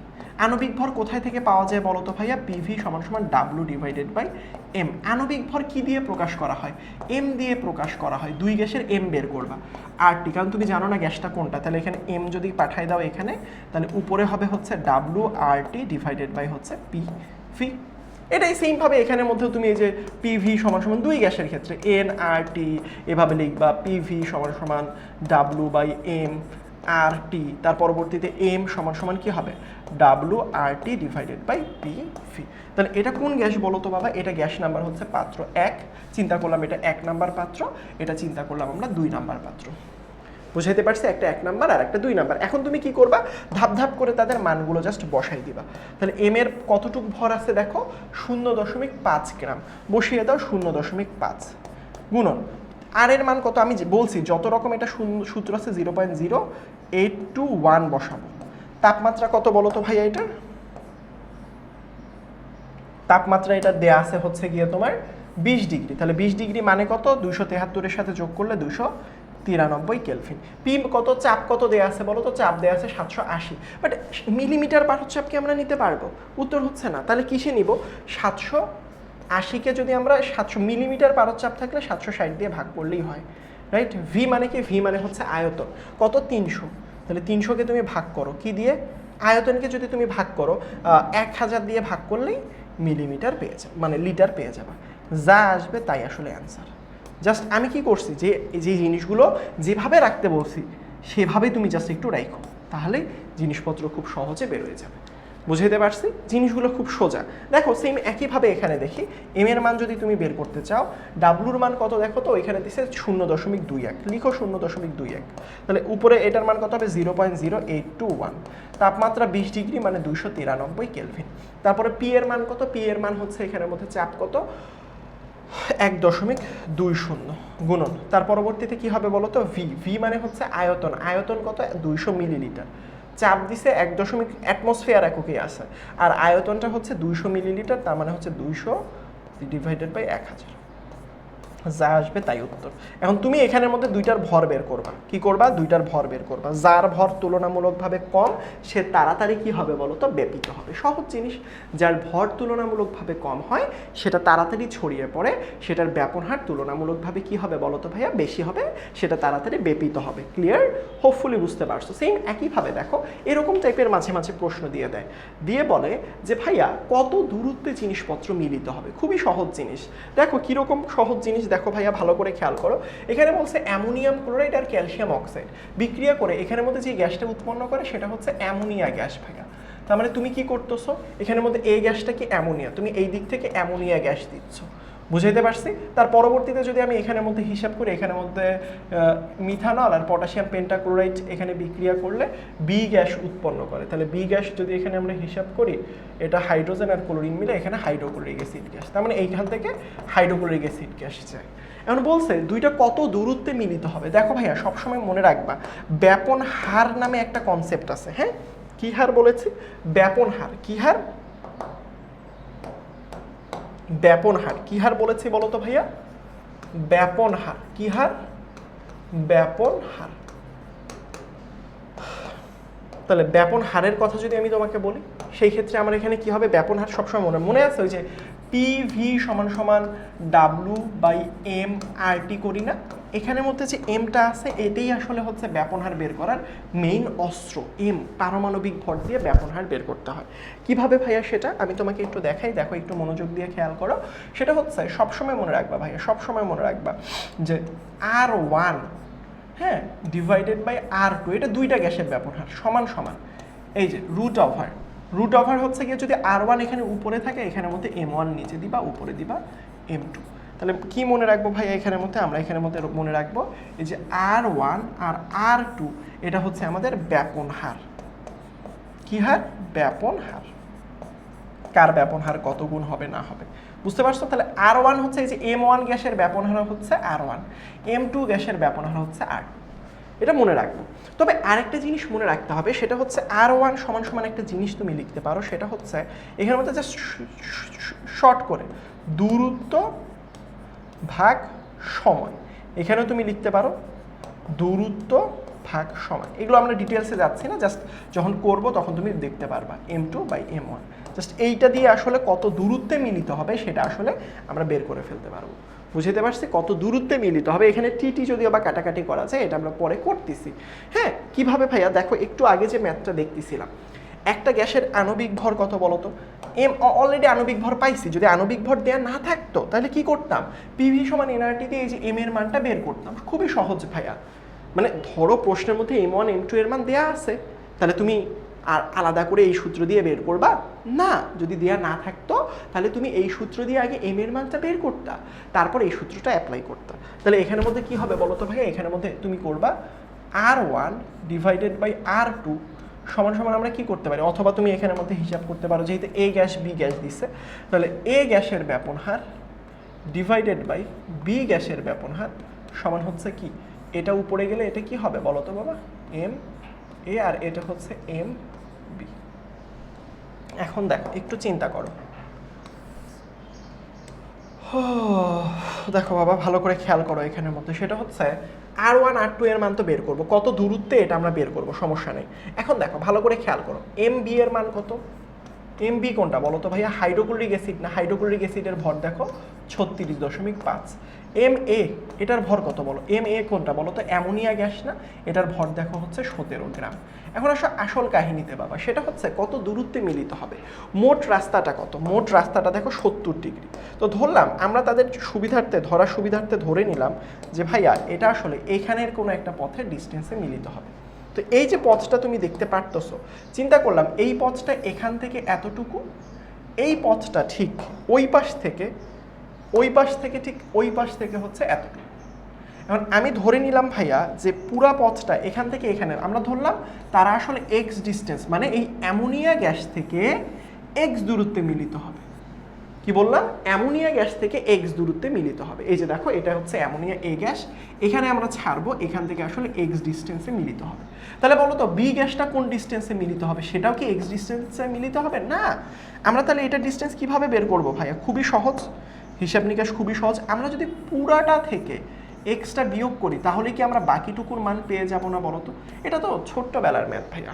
পুরাটা থেকে যদি এই যে দেখো পুরাটা 70, এখান থেকে যদি পুরা 70 থেকে যদি আমরা এইটুক বাদ দিই, দেখো এটা হচ্ছে পুরাটা 70 থেকে যদি আমরা এক্স বাদ দিই তাহলে বাকি অংশটুকু আমরা অটোমেটিকলি পেয়ে যাব। তাহলে এটা আমরা কি করলাম? অ্যামোনিয়া গ্যাস থেকে কত দূরত্বে? এক্স দূরত্বে। ওই যে আমরা মনে আছে এখানের মধ্যে আমরা বলছিলাম দূরত্ব ভাই সময়। তাহলে আমরা নিচে কি লিখতে পারি? আমরা নিচে দুইটারই সময় দিতে পারি, সমস্যা নেই। কারণ দুইজন বেপিত হওয়ার জন্য একই সময় পাবে। এমন না যে একজন 10 মিনিট ধরে বেপিত হবে, দুইজন আরেকজন 20 মিনিট, না, দুইজন দৌড়ানোর জন্য একই সময় পাবে। এখন দেখো আর এর মানের কথা যদি বলি, এ গ্যাসের ক্ষেত্রে তুমি এখানের মধ্যে দেখো তো সে এখান থেকে দৌড়ানো শুরু করছে, কত দূরত্ব গেছে? এক্স দূরত্ব। তাহলে এখানের মধ্যে এ গ্যাসের জন্য এক্স দূরত্ব, বি গ্যাসের জন্য কত হবে বলো তো? 70 - এক্স ডিস্টেন্স। তাহলে এখানের মধ্যে আমি ভর দুইটা লিখে ফেলি, একটার ভর কত? পি হচ্ছে 36.5, আরেকটা কত? আরেকটা হচ্ছে 17। ক্লিয়ার? তাহলে আমি এখানেরটি কাটাকাটি, তাহলে এক্স ডিভাইডেড বাই 70 - এক্স সমান সমান হচ্ছে রুট ওভারের মানটা না আমরা ক্যালকুলেট করে ফেলি। 36.5 ভাগ 17, তাহলে হচ্ছে 2.147। বুঝতে পারছি? এখন দেখো ভালো করে খেয়াল করো ভাই, আমি যদি সাইড চেঞ্জ করে দিই তাহলে কি হবে? এক্স সমান সমান গুণন যদি 2 করি,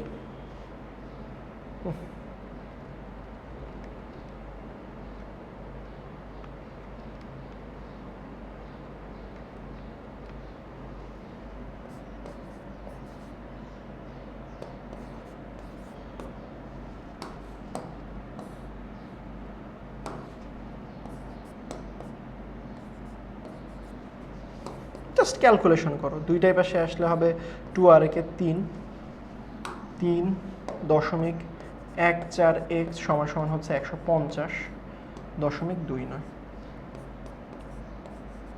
x সমান কত আসবে 150 ভাগ 3.47.86।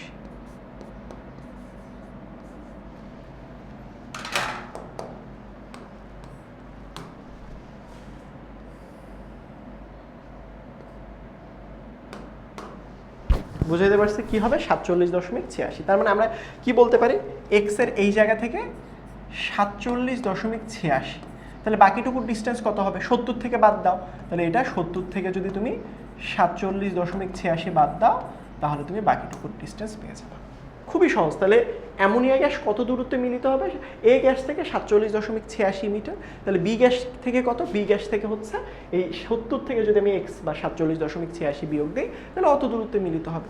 জাস্ট তুমি এই কনসেপ্টটা যদি বুঝতে পারো তাহলে দুনিয়ার সব ম্যাথ সলভ করতে পারো। জাস্ট একটা জিনিস মনে রাখবা, মাঝে মাঝে M A R M B এর মান দিয়ে দেয়, মাঝে মাঝে দিয়ে দেয় না। আসলে জাস্ট তোমাকে এখানে নতুন কনসেপ্ট হচ্ছে এই জিনিসটা একটু ধরতে হবে।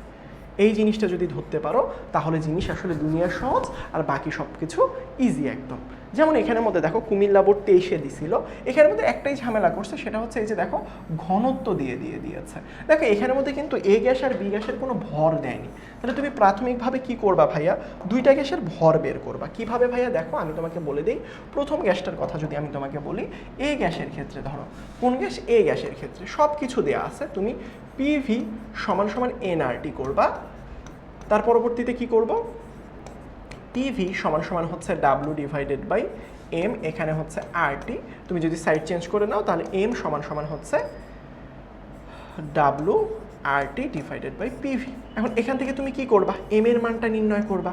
বললাম না যদি এম এর মান দিয়ে না দেয় তাহলে কি করতে হবে, এম এর মান দিয়ে না দিলে এম এর মানটা নির্ণয় করতে হবে। এখানে কি করব, ডাব্লুর মান দেখো কত গ্রাম দেয়া আছে 0.745, 0.745 গুণন আর এর মান 0.0821। সারা জীবন এই পিভি সমান এনআরটি সূত্রে এটাই হয়। তার পরবর্তীতে যদি আমি বলি আর একটু চেঞ্জ করি, টি এর মান কত, টি এর মান হচ্ছে তাপমাত্রা হচ্ছে 20 ডিগ্রি, মানে হচ্ছে 293 কেলভিন। আর পি এর মান কত, পি হচ্ছে প্রেশার 500 কত দিয়ে দিছে বলো তো 76, তাহলে এটাকে আমি অ্যাটমসফিয়ার দিলে 760 দিয়ে ভাগ করব। আয়তন কত দিছে 600 ml, আমি এটাকে লিটারে নিব কত দিয়ে 1000 দিয়ে ভাগ করব। বুঝাইতে পারছি হোপফুলি তুমি বুঝতে পারছো। এবার দেখো ভালো করে খেয়াল করো ভাইয়া, এটা যদি তুমি বুঝো তার পরবর্তীতে আমি এখানের মধ্যে কি করব বলো তো ভাইয়া, আমি এই যে বি গ্যাসেরটা বের করবো। বাট বি গ্যাসে তো ভাইয়া এত কিছু দিয়ে দেয় নাই, কিন্তু এত কিছু না দিলেও তোমাকে দেখো এসটিপি বলে দিছে। এসটিপির ক্ষেত্রে তাপমাত্রা হয় 0 ডিগ্রি, মানে 273 কেলভিন। বুঝছো, চাপ কত হয়, চাপ হয় 1 অ্যাটমসফিয়ার। এই দুইটা তো পাইছো। এখন এখানের মধ্যে ঘনত্বর মান দিছে, সবসময় মনে রাখবা ঘনত্ব মানে হচ্ছে ভি ডিভাইডেড বাই যদি আমি ডাব্লু করি এটা মানেই হচ্ছে ঘনত্ব, মানে তোমার প্রশ্নের মধ্যে ভি ডিভাইডেড বাই ডাব্লুর মান দেওয়া আছে, জাস্ট তোমাকে সাইড চেঞ্জ করে বের করে ফেলতে হবে। কীরকম ভাইয়া দেখো, এখানের মধ্যে আমরা দেখো পিভি সমান এনআরটি করবো। তাহলে এখানের মধ্যে জাস্ট একটা ছোট্ট কাজ করতে হবে, সেটা হচ্ছে ডাব্লু ডিভাইডেড বাই এম, এখানে হচ্ছে আরটি।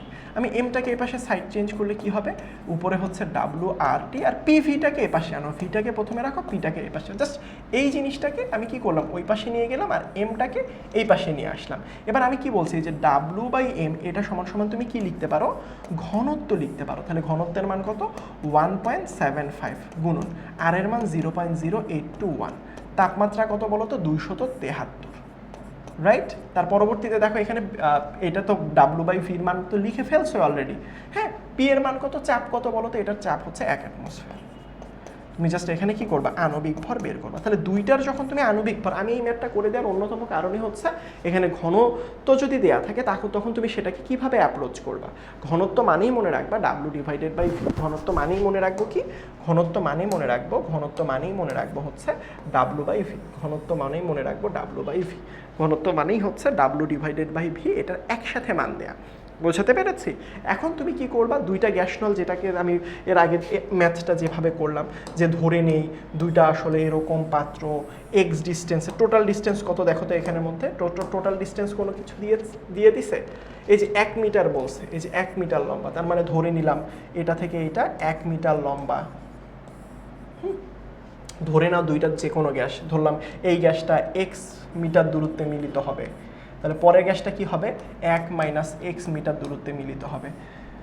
এবার করে ফেলো, এই আগের অ্যাপ্রোচে যেভাবে করেছিলাম ব্যাপন হার দিয়ে, এভাবে জাস্ট এই মানটা বের করে ফেলো।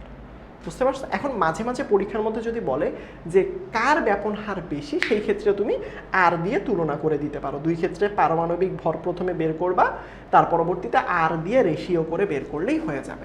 এই জিনিসগুলো পারবে না? হোপফুলি এই জিনিসগুলো খুব ভালো করে পারবে। এখন দেখো এই সূত্রের পরবর্তীতে ভাইয়া আরেকটা ইয়া আছে, সেটা হচ্ছে আদর্শ গ্যাস এবং বাস্তব গ্যাস রিলেটেড মাঝে মাঝে ছবি আসে, গ্রাফ আসে। সবসময় মনে রাখবা কারা আসলে আদর্শ গ্যাস। যদি কখনো এরকম প্রশ্ন আসে, পিভি সমান সমান এনআরটি যারা মেনে চলে, তারা আসলে যারা এই সূত্রটা মেনে চলে, পিভি সমান সমান এনআরটি, তার মানে তুমি চাইলে পিভি এর মানটা আলাদা বের করবা, এনআরটির মানটা আলাদা বের করবা চাইলে। তো এইটা যদি করো, দুইটা যদি সমান হয়, এইটা যারা মেনে চলে তারা কি গ্যাস বলো তো ভাইয়া? তারা আসলে আদর্শ গ্যাস। তাহলে এই সূত্র যারা মেনে চলে তারা কি গ্যাস হয়? আদর্শ গ্যাস হয়। এই সূত্র যারা মেনে চলে তারা কি গ্যাস হয়? আদর্শ গ্যাস। এই সূত্র যারা মেনে চলে তারা সবসময় মনে রাখবা কোন গ্যাস? আদর্শ গ্যাস। আদর্শ গ্যাস পিভি এনআরটি সূত্রটা মেনে চলে। এটা কই থেকে আসছে? বয়েল চার্লস অ্যাভোগাড্রো সূত্রের সমন্বিত সূত্র। এখন তুমি এটা ছাড়াও আরেকটা অ্যাপ্রোচ আছে, সেটা হচ্ছে যদি কখনো দেখো জেড জেড জেড সমান সমান, মনে রাখবে এই দুইটা রেশিও, উপরে কি হবে? পিভি, নিচে হবে কি? এনআরটি। মনে রাখবে এদের রেশিও যদি কখনো দেখো 1 হয়, 1, তাহলে মনে রাখবে এটা একটা আদর্শ গ্যাস। তাহলে তোমাকে যদি দুইটা বক্স দিয়ে জিজ্ঞেস করে, বলো তো বাবা এটা কি আদর্শ গ্যাস নাকি বাস্তব গ্যাস, এই গ্যাসটা কি, তখন তুমি কি করবা? তুমি চাইলে জেড এর মানটা বের করতে পারো। তুমি যদি দেখো জেড এর মান, যদি দেখো এই যে পিভি উপরে রাখবা, পিভি নিচে রাখবা এনআরটি, এইটাই, এই যে দেখো এই দুইটা সমান হওয়া মানে কি? এই পিভি আর এনআরটি সমান হওয়া মানে কিন্তু দুইটা রেশিও 1 আসা। মানে যারা ম্যাথ পারো তারা তো জানো দুইটা সমান হইলেই তো একমাত্র 1 আসতে পারে। জেড হচ্ছে সংকোচনশীল গুণাঙ্ক বলা হয়। তো এইটার মান যদি কখনো বের করে দেখো 1 আসছে, তাহলে তুমি বুঝবে এই গ্যাসটা হচ্ছে আদর্শ গ্যাস। যদি দেখো 1 আসেনি, তাহলে সেটা আদর্শ গ্যাস হবে না। বোঝাতে পেরেছি আমার কথা? তাহলে আমরা জেড এর মান বের করব। যদি বলে উক্ত গ্যাসটা কি গ্যাস, এই গ্যাস কি ওই গ্যাসের মতো আচরণ করবে, তুমি জানোই না যে ওইটা গ্যাস কি, তখন তুমি কি করবা? এইটা সূত্র দিয়ে দেখবা 1 হইলে আদর্শ গ্যাস, আর যদি 1 না হয়, জেড এর মান যদি 1 না হয়, নট ইকুয়াল টু 1, বড় ছোট যে কোনো কিছু যাই হোক, এটা হচ্ছে বাস্তব গ্যাস। কি হবে? যদি 1 না হয় সেই ক্ষেত্রে সেটা কি গ্যাস হবে? বাস্তব গ্যাস। বোঝাতে পেরেছি? তাহলে সেই ক্ষেত্রে সেটা কি গ্যাস হবে বলো তো বাবা? বাস্তব গ্যাস। সেম এই জিনিসটা অনেকবার প্রশ্ন পরীক্ষায় আসছে, আমি তোমাদেরকে একটু দেখাই। এই যে দেখো এখানের মধ্যে এই প্রশ্নটা আসছে, এই যে দেখো উদ্দীপকের এ বি গ্যাস দুইটা আদর্শ গ্যাসের মতো আচরণ করবে কি না।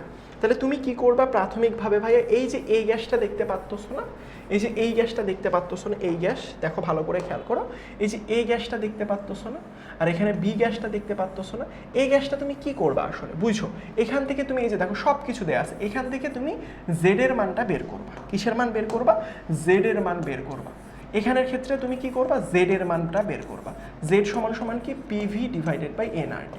এটা কিন্তু শিখাইছি ভাইয়া, পিভি সমান সমান এনআরটি সমীকরণে কোনটা কোন এককে নিতে হবে। আর এর মান 0.0821 এই এককে নিব, বাকি সবগুলো হচ্ছে যেটা আগে পিভি সমান এনআরটিতে যেভাবে করছি সেম একইভাবে। জেড এর মানের রেশিও যদি 1 আসে, তাহলে এটা আদর্শ গ্যাস, যদি না আসে করবে না, আদর্শ গ্যাসের মতো হবে না। সহজ জিনিস, পারবে না বলো তো? পরীক্ষায় কিন্তু এটা আসবে। বোঝাতে পেরেছে? এখন আসো বাস্তব গ্যাস এবং আদর্শ গ্যাসের গ্রাফ দেখবা। এখানের মধ্যে বাস্তব গ্যাস এবং আদর্শ গ্যাসের গ্রাফটা এরকম করে একটা গ্রাফ দেয়া থাকে, বুঝতে পারছো? সবসময় মনে রাখ, বলে যে কোন শর্তে এইটা মেনে চলবে, এরকম প্রশ্ন কিন্তু প্রায় সময় বোর্ড পরীক্ষা আসে। এরকম একটা রেখা দিবে, রেখা দেওয়ার পর বলবে যে এইটা একটা গ্যাস, এই রেখাটা একটা গ্যাস, ধরো এটা একটা বি গ্যাস, এটা একটা এ গ্যাস।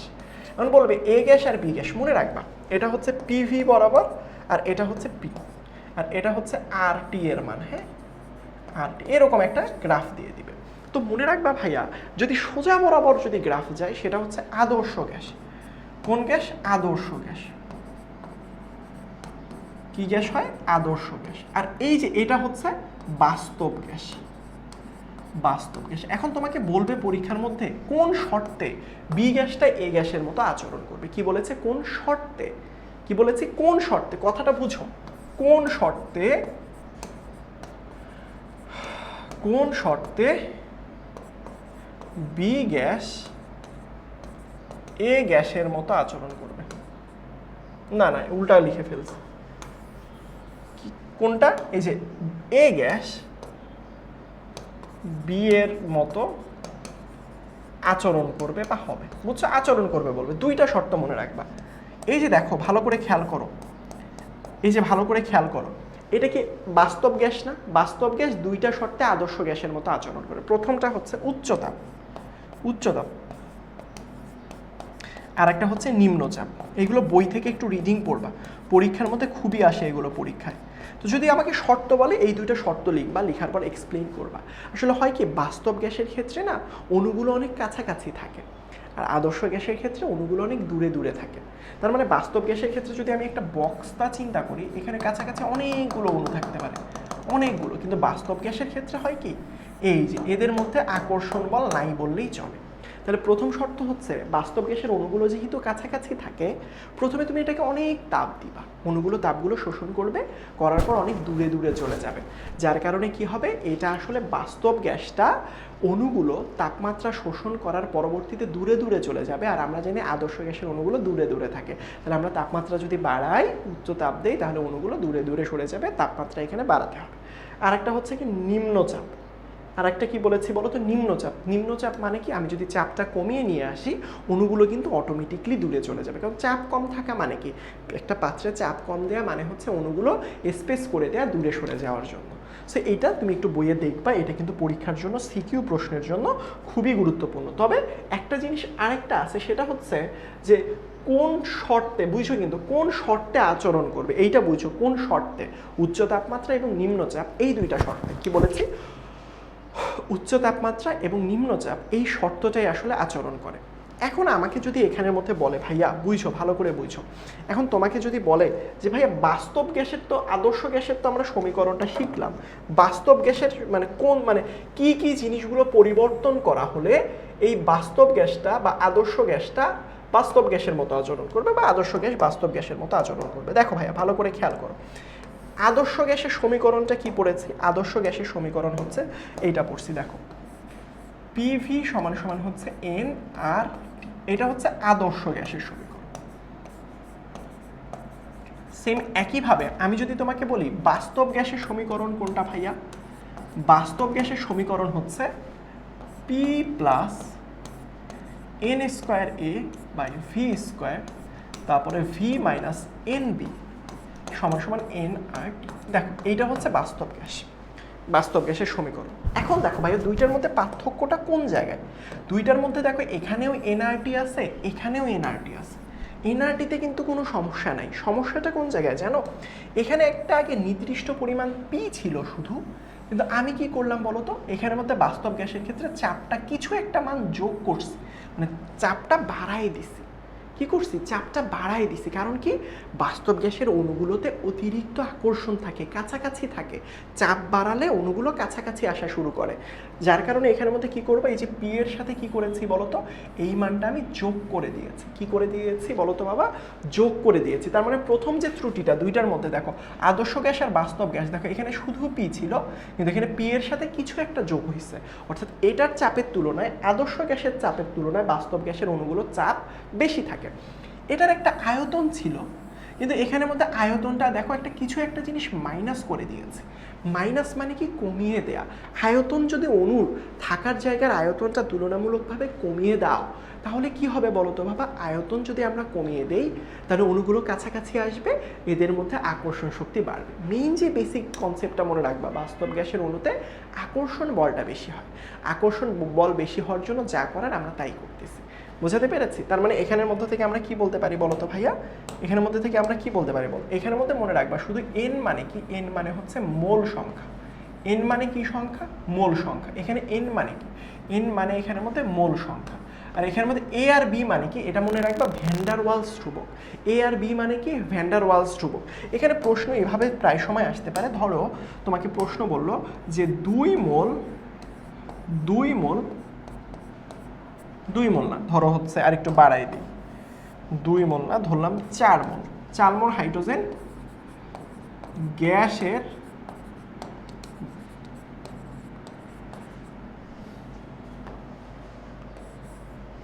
বাস্তব গ্যাস সমীকরণ, এরকম যে কোনো দিতে পারে।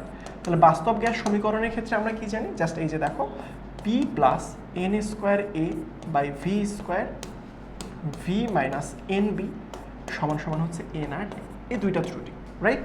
এবার শুধু কি করব বলো তো ভাইয়া, এই যে এইটাকে আমরা জাস্ট এই মূল সংখ্যাটাকে কি করব, বসিয়ে দিব এখানে, এই যে এন এর মান এখানে 4 বসাও, এখানে এন এর মান 4 বসাও, তাহলেই হয়ে গেল। তাহলে পি প্লাস 4 এর উপর স্কোয়ার হলে 4 4 16 এ ডিভাইডেড বাই ভি স্কোয়ার। তাহলে এখানের মধ্যে কি করবো, ভি মাইনাস 4b সমান সমান হচ্ছে 4rd, এই তো হয়ে গেল। হ্যাঁ, তবে এখানে মাঝে মাঝে একটু কনসেপ্টটা ঘুরাই দিতে পারে। তোমাকে এখানের মধ্যে যদি বলতো মূল সংখ্যা না দিয়ে, তোমাকে যদি এখানে বলতো 8 গ্রাম হাইড্রোজেনের গ্রাম দিয়ে দিল, তখন কি করব? কিচ্ছু না ভাইয়া, কিচ্ছু না। কি করব? কিচ্ছু করব না, শুধুমাত্র এখানে গ্রাম থেকে আমরা জানি প্রশ্নে দেওয়া যে ভরটা থাকে সেটা হচ্ছে ডাব্লুর মান। হ্যাঁ, প্রশ্নে দেওয়া ভরটা কিসের মান বলো তো বাবা? প্রশ্নে দেওয়া ভরটা হচ্ছে ডাব্লুর মান। আর এখানের মধ্যে আমরা কি করব বলো তো ভাইয়া? এখানের মধ্যে হচ্ছে কি আমরা জানি আণবিক ভর এর কত গ্রাম বলো তো? 2 গ্রাম। তাহলে মূল সংখ্যা বের করতে পারবো না, ডাব্লু বাই এম। তাহলে ডাব্লুর মান কত? 8, এম এর মান 2, তাহলে কত হবে? 4 মোল। জাস্ট এভাবে তোমাকে যদি এভাবে দিয়ে দেয়, জাস্ট তুমি কি করবা? মূল সংখ্যাটা বের করে এখানের মধ্যে বসাই দিবা। পরীক্ষায় কিন্তু অনেকবার এই প্রশ্নটা চলে এসেছে। বোঝাতে পেরেছি? হোপফুলি বুঝতে পেরেছি। এবার আসো আংশিক চাপ ডাল্টন চাপের সূত্র। এটা একটা খুব সুন্দর একটা সূত্র আছে, সেটা হচ্ছে এই যে দেখো পিভি সমান সমান হচ্ছে P1 V1 plus P2 V2, মানে দুইটা আলাদা আলাদা পাত্র ছিল। দেখো ডাল্টন চাপের সূত্র থেকে কি বলছে, দুইটা পাত্র ছিল, পাত্র থেকে কি করেছে এখানের মধ্যে বলো তো ভাইয়া?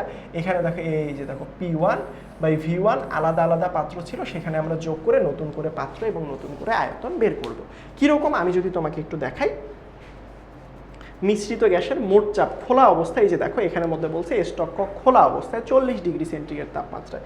এই যে দেখো খোলা অবস্থায় দরকার নেই, খোলা অবস্থায় দরকার, মানে আমরা জাস্ট খোলা অবস্থায় প্রথম ম্যাথটা বের করব। দেখো প্রথম চাপটা করব, গ্যাস মিশ্রণের মোট চাপ নির্ণয় করো। জাস্ট মনে করো এই কোশ্চেনটা হচ্ছে এটা, একটা বুঝো দুনিয়ার সব কিছু বুঝবা। দেখো ডাল্টন চাচুর সূত্র অনুসারে এটা কিসের মান বলো তো? এটা হচ্ছে T1 এর মান, দরকার নেই। এটা হচ্ছে কিসের মান বলো তো? চাপের মান দিছে, এটা হচ্ছে P1 এর মান, এটা হচ্ছে V1 এর মান। হ্যাঁ, এটা ডাব্লুর মান আমার দরকার নেই। এখানের মধ্যে দেখো এটা হচ্ছে আমার আয়তন দিয়ে দিছে না, চাপ, চাপ হচ্ছে P2 আর এটা হচ্ছে আমাদের V2। তাহলে আমাকে কি বলছে ভাইয়া? মোট চাপের কথা। দেখো ভালো করে খেয়াল করো, আমরা কি জানি সূত্র? P1 V1 plus P2 V2, এটা হচ্ছে PV। মনে রাখবা এই যে এখানের মধ্যে যে P দেখতেছো না, এই যে দেখো এই যে P, এটা হচ্ছে মোট চাপ আর এটা হচ্ছে মোট আয়তন। এটা কি? এটা হচ্ছে মোট চাপ, এটা হচ্ছে মোট আয়তন। মোট চাপ মোট আয়তনের যোগফল হচ্ছে এটা। তাহলে মোট চাপের পরিমাণ, এখানে কি বলছে? মোট চাপ নির্ণয় করতে। তাহলে P বের করো। P সমান সমান এখানের মধ্যে কি লিখতে পারো? P1 V1 যোগ P2 V2। বুঝাইতে পারছি? এখন দেখো নিচে কি হবে? নিচে হচ্ছে V। তাহলে এখানের মধ্যে আমরা কি করতে পারি বলো তো ভাইয়া? এখানে P1 এর মান কত? P1 এর মান হচ্ছে 350। এখানে কোনো একক টেকক চেঞ্জ করতে হবে না। আবারও বলতেছি, যেখানে আর আছে, যেখানে আর আছে মোলার গ্যাস ধ্রুবক, সেই জায়গাগুলোতে চেঞ্জ করে। এখানে মোলার গ্যাস ধ্রুবক কি কোথাও আছে সূত্রে? না। তাহলে যা আছে চাপ তাই লিখে দেয়। বাট একটা জিনিস খেয়াল রাখো, এটা যদি অ্যাটমসফিয়ার এককে রাখো, এটাও অ্যাটমসফিয়ার রাখো, এটা মিলিমিটারে রাখলে এটাও মিলিমিটারে রাখো। তাই এখানে 350 মিলিমিটার রাখছে, এটা এখানে রাখলাম। V1 এর মান কত? V1 এর মান লিটারে, মিলিলিটারে দিছে, মিলিলিটারে রাখলাম। এখন খেয়াল রাখতে হবে, এটা যেই এককে রাখছি মিলিমিটার পারদচাপ, এটাও তোমাকে মিলিমিটার পারদচাপেই রাখতে হবে। 450। V2 এর মান কত? V2 এর মান হচ্ছে 425। এই যে এবার মোট আয়তন ভাইয়া, V মানে কিন্তু মোট আয়তন। দুইটা পাত্রকে খোলার পর মোট আয়তন কত হবে? দুইটা পাত্রের আয়তনের সমান। মানে এই গ্যাসগুলোতে এই দুইটা পাত্রের মধ্যেই তখন বিস্তৃত হয়ে যাবে। তাহলে এইটার আয়তন হচ্ছে 550 আর এটার আয়তন হচ্ছে 425। তাহলে দুইটা জাস্ট কি করে দিব? যোগ করে দিব। 550 যোগ 400 কত হবে বলো তো ভাইয়া? 25। বুঝাইতে পারছি? তাহলে P সমান সমান এখানের মধ্যে কি হবে বলো তো ভাইয়া? এখানে আমরা হিসাব নিকাশটা কমপ্লিট করি। 350 যোগ গুণন 50 যোগ 450 গুণন 425 ভাগ 550 যোগ 425 214। দেখো তো একটু এত চাপ আসে। আচ্ছা হোক 200। আচ্ছা এটা কি ক্যালকুলেশন আমার ঠিক আছে তো? আচ্ছা তোমার একটু ক্যালকুলেশনটা দেখো ভাইয়া, এটা কোন এককে আসবে ভাইয়া? এই যে এটাকে যে এককে রাখছি মিলিমিটার পারচ্চাপ। এখন প্রশ্ন কিন্তু এই পর্যন্তই আসে। এখন মাঝে মাঝে না একটা লেজ লাগায় দেয় বাবা। লেজটা কি, ধরো প্রশ্ন এই পর্যন্ত আসে এবং এটাকে তোমাকে এইভাবেই হিসেব করতে হয়। তো মাঝে মাঝে না করে কি বাবা, মাঝে মাঝে না একটা লেজ লাগায় দেয়। ভাইয়া লেজটা কোথায় লাগায়? এই যে দেখো লেজটা হচ্ছে এইটা, এই যে দেখো বলছে 40 ডিগ্রি, মানে একটা তাপমাত্রা দিয়ে দেয় যে ভাইয়া তুমি যে এইটা বের করছো ওইটা 40 ডিগ্রি সেন্টিগ্রেড তাপমাত্রায় মোট চাপের পরিমাণটা কত। অর্থাৎ এইটা কত চাপে তাপমাত্রায় আছে বলো তো? এটা 30 ডিগ্রি তাপমাত্রায় আছে না? এই যে চাপটা তুমি বের করলা, এই চাপটা তুমি কত ডিগ্রি সেন্টিগ্রেড তাপমাত্রায় বের করলা? 30 ডিগ্রিতে বের করলা, ওই যে দেখো উপরে। তাহলে ওই তাপমাত্রাটা কত লেখো? T1। T1 30 ডিগ্রি মানে হচ্ছে 303 কেলভিন। এটা চাপের পরিমাণটাকে তুমি P1 ধরে নাও। P1 সমান সমান 214.10। তাহলে কি বলছে এই তাপমাত্রায়, তাহলে তুমি দেখো নতুন তাপমাত্রা দিছে T2 যদি 40 ডিগ্রি হয় তাহলে হবে 313 কেলভিন। কেলভিনে কনভার্ট করো। কি বলছে? মোট চাপ মানে P2 এর মান বের করো। তখন তোমাকে ওই যে মনে আছে চার্লস অ্যাভোগাড্রো গে-লুসাকের সূত্রগুলো থেকে নিতে হবে। P1 বাই T1 সমান সমান হচ্ছে P2 বাই T2। বুঝাতে পারছি? তাহলে এখানের মধ্যে দেখো ভালো করে খেয়াল করো, এখানের মধ্যে যদি আমরা সবগুলো মান বসাই দিই তাহলে আমাকে এখানে কি বের করতে হবে? P2 এর মান বের করতে হবে। তাহলে P2 সমান সমান হচ্ছে P1 T2 divided by T1। P1 এর মান কত? 214.10। T2 এর মান কত? 313 গুণন না এটা। তার পরবর্তীতে T1 এর মান কত? T1 এর মান হচ্ছে 303। যা আসবে তাই অ্যান্সার। মানে যদি তোমার এরকম লেজ লাগায় দেয় তখন তোমার এই সূত্রটা নিয়ে আসতে হবে, বাট ম্যাক্সিমাম সময় এরকম লেজ টেজ লাগায় দেয় না। লেজ লাগায় না দিলে এভাবে আসলে নির্ণয় করে ফেলবো। তবে মনে রাখবা মাঝে মাঝে বোর্ড পরীক্ষায় এভাবে বলে, এখানের মধ্যে পাত্রের স্টপ ককটা খুলে দেওয়ার পর এখানের মধ্যে না ওরা একটা চাপ বললো যে এটা আসলে 1.026 অ্যাটমসফিয়ার অবস্থায় ডাল্টনের পর্যবেক্ষিত চাপ হচ্ছে এত। এখন তোমাকে বলবে এইটা কি ডাল্টনের সূত্রটা মেনে চলেছে? তখন তুমি কি করবা? জাস্ট পি এর মানটা বের করবা, করার পর তুমি দেখবে এই যে চাপটা এটা তো ভাইয়া মিলিমিটারে আছে, তা তুমি অ্যাটমসফিয়ারে নিতে পারবা না? 760 দিয়ে ভাগ করলেই তো বের হয়ে যায়, রাইট? তো ধরো এইটা কিন্তু 760 দিয়ে বের করলে এটার সাথে মিলবে না, তাহলে এটা মেনে চলে না। তার মানে দেখো অনেক লেজ লাগাইতে পারে। এখানে দিতে পারে 40 ডিগ্রি সেন্টিগ্রেড তাপমাত্রায় মোট চাপ নির্ণয় করো, তখন তুমি এখানে চাপ নির্ণয় করার মাধ্যমে ডাল্টন সূত্র, তখন তুমি এইটা করলাম। যদি তোমাকে এটা না দিয়ে তোমাকে বলে এটা কি ডাল্টনের সূত্র, পর্যবেক্ষিত চাপ হচ্ছে এটা কি ডাল্টনের সূত্র মেনে চলে, তখন তুমি ডাল্টনের সূত্রের মাধ্যমে মোট চাপের পরিমাণটা বের করলা। করার পরবর্তীতে কি করবা? তাই এটা করার পরবর্তীতে কিচ্ছু করবা না ভাইয়া, তুমি জাস্ট একটা ছোট্ট কাজ করবা, সেটা হচ্ছে এইটার সাথে এটা মিলাবা, মিললে মিললো, না মিললে মিললো না। সহজ হিসাব। তবে মাঝে মাঝে আর একটা টাইপের প্রশ্ন দিতে পারে। ধরো তোমাকে বললো এই যে একটা তোমার কাছে পাত্র ছিল, এই যে মানে আয়তন নিয়ে যাদের প্যাচ লাগে, বললো এইটা আসলে এখানে মানে মোট আয়তন নিয়ে এই গ্যাসটা এখানের মধ্যে পাস হইল, এই গ্যাসটা এখানের মধ্যে পাস হইল। যেমন এই জিনিসটা আমি এখানেও বলতে পারি। ধরো তোমার এখানের মধ্যে এই যে ম্যাথটা আছে না, তোমার মধ্যে না এখানের মধ্যে 3য় নাম্বার একটা পাত্র দিয়ে দিছে। কি দিয়ে দিয়েছে? ধরো আমি এখানের মধ্যে এটা মুছে দিই, দেওয়ার পর এখানে কোনো স্টপ কক নাই, এখানে কিন্তু কিছু নাই। কি নেই?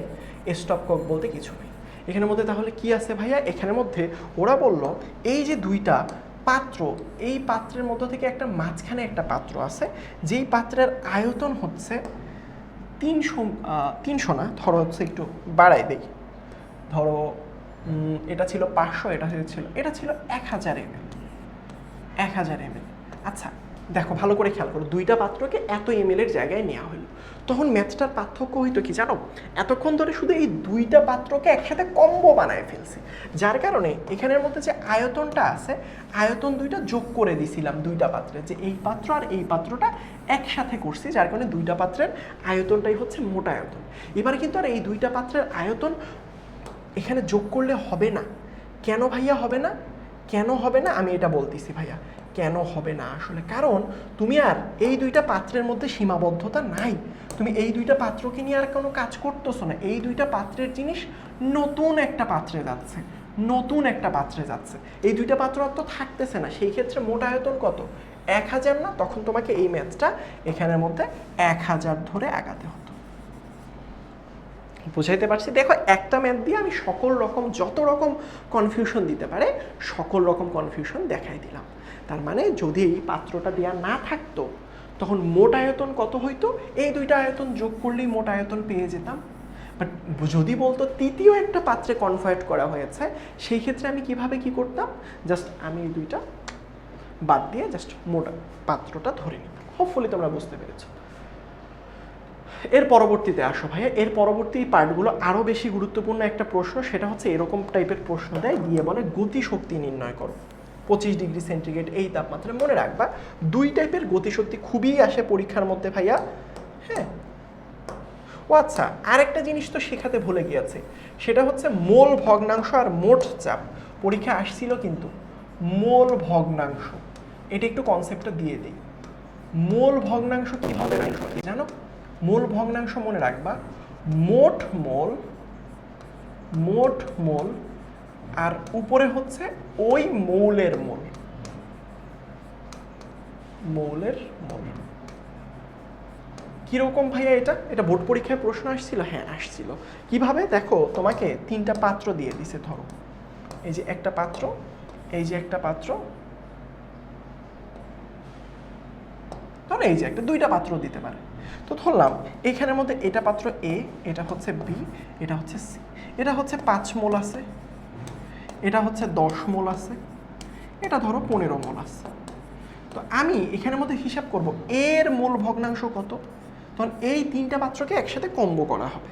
তাহলে তিনটা পাত্রর ক্ষেত্রে এই যে দেখো, এটা ধরো বি, এটা ধরো সি, তাহলে কি করব, নিচে সবসময় মনে রাখবো মোট মোল সংখ্যা, তাহলে 5, 10, 15, 15 আর 15 30, তিনটারই নিচে 30। এখন দেখো, তাহলে আমি যদি হিসেব করি এর মোল সংখ্যা মানে মোল ভগ্নাংশ, তাহলে এর মোল সংখ্যাটা উপরে দিব, অর্থাৎ 5। শেষ। বি এর যদি আমি মোল ভগ্নাংশ হিসাব করি, তাহলে বি এর মোল সংখ্যাটা উপরে দিব, 10। শেষ। সি এর যদি মোল ভগ্নাংশ হিসাব করি, এই যে সি এর মোল সংখ্যাটা উপরে দিব, শেষ। এই তো হয়ে গেল, এই তো হয়ে গেল। বুঝছো? এখন কাহিনীটা কই করে জানো, পরীক্ষার মধ্যে না মূল সংখ্যা দিয়ে দেয় না। পরীক্ষার মধ্যে কিভাবে দেয় আমি তোমাকে বলি।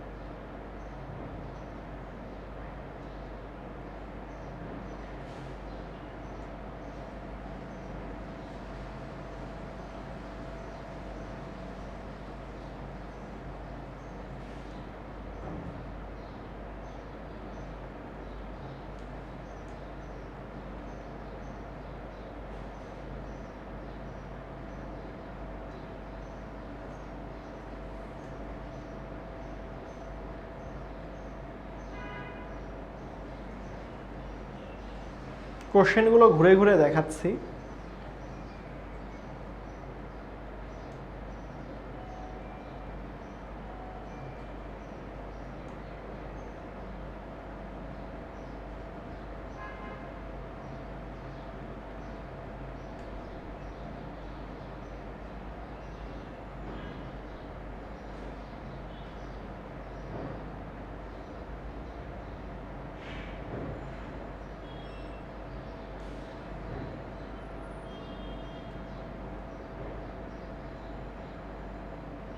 কি রে বাবা, এতগুলো প্রশ্ন ইয়া করলাম, প্রশ্নটা ছিল দেখছো, এটা কিন্তু একটু আগে করছি, আংশিক চাপকে সমর্থিত করবে কিনা, বুঝছো? এই যে মোট চাপটা বের করবা, এই যে দুই পাত্র দেয়া আছে, যে দুইটা পাত্র দেয়া আছে, এখান থেকে মোট চাপের পরিমাণটা বের করবা, করার পরবর্তীতে দেখবে 1 অ্যাটমসফেয়ার হয় কিনা, যদি হয় মোট চাপটা করবে, নয়তো করবে না। এখানে আয়তন কি নিব, দুইটা পাত্র আছে, দুইটা পাত্রের আয়তনের যোগফলটাই হচ্ছে মোট আয়তন, জাস্ট তুমি মোট চাপ বের করবা।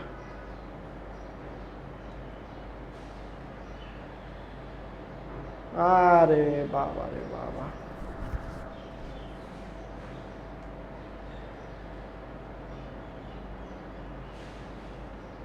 কোশ্চেনই তোর খুঁজে পাইলাম না, দূর।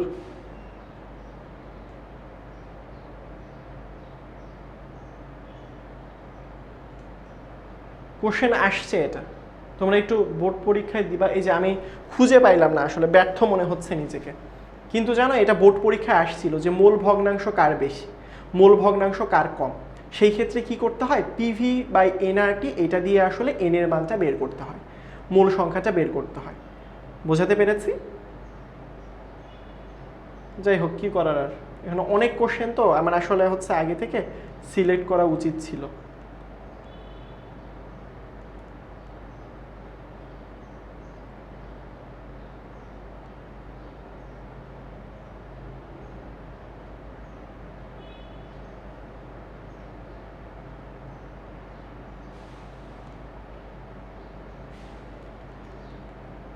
এই যে জাস্ট কি করে দিছিল বলো তো ভাইয়া, জাস্ট এভাবে দুইটা ধরো পাত্র দিয়ে দিছে বা তিনটা পাত্র দিছে, এটা বোর্ড পরীক্ষায় 25 সালে আসছিল, তিনটা পাত্র দিয়ে দিছে, বুঝছো? তিনটা পাত্র দিয়ে সব কিছু ভ্যালু দিছে, যেখান থেকে তোমাকে এন বের করতে হবে, এই গ্যাসের এন বের করতে হবে, এই গ্যাসের মোল সংখ্যা বের করতে হবে, জাস্ট মোল সংখ্যাগুলো বের করলেই হয়ে যাবে। আরেকটা জিনিস দেখো, আরেকটা জিনিস আসে, সেটা হচ্ছে, সেটাও বোর্ড পরীক্ষায় আসছিল, একটু আগেও দেখলাম, সেটা হচ্ছে আংশিক চাপ দিয়ে দেয়। আংশিক চাপ মনে রাখবা, আংশিক চাপ এই জিনিসটা সমান সমান হচ্ছে মোল ভগ্নাংশ গুণন মোট চাপ। কি বলেছি? মোল ভগ্নাংশ গুণন মোট চাপ। যদি আমি কখনো মোল ভগ্নাংশ গুণন মোট চাপ করি, তাহলে আমি সেখান থেকে কি পাবো, আংশিক চাপ পাবো। এটা বের করতে পারি, উত্তর হচ্ছে হ্যাঁ, এটা মাত্র দেখলাম, আর এইটা তো হচ্ছে গিয়ে তোমার মোট চাপ, এটা প্রশ্নের মধ্যে দেয়া থাকবে। এখন আমার একটা জিনিস না বারবার দেখাইতে মন যাচ্ছে, সেটা হচ্ছে মাঝে মাঝে বলে না, ওই যে পিভি সমান এনআরটি, যেটা বললাম যে এটা কি আদর্শ গ্যাসের মতো আচরণ করবে, একটা হচ্ছে কোন শর্তে আচরণ করবে, আর একটা হচ্ছে কেন করে না আসলে এই গ্যাসটা। এই যে যেমন দেখো এখানের মধ্যে বলছে বি গ্যাসটা এ গ্যাসের মতো না হওয়ার কারণ ব্যাখ্যা করো। যেমন এখানের মধ্যে যদি তোমাকে প্রশ্ন করতে পারতো দুইভাবে, যে এই বি গ্যাসটা কোন শর্তে এ গ্যাসের মতো আচরণ করতো, শর্ত বললে উচ্চ তাপমাত্রা নিম্ন চাপ, আর যদি বলে কেন করে না, কেন, তখন তোমাকে দুইটা ত্রুটি দেখাইতে হবে। ওই মনে আছে, P plus N square A by V square V minus N B সমান সমান এনআরটি, এটার কথা, যে ভাই এখানের মধ্যে আদর্শ গ্যাস থেকে দুইটা জিনিস ভিন্ন হয়, একটা হয় চাপ ত্রুটি, চাপের কারণে, আর একটা হচ্ছে আয়তন ত্রুটি, আয়তন কমে যায়, চাপ বেড়ে যায়, এটা দিয়ে এক্সপ্লেইন করতে হবে। ক্লিয়ার?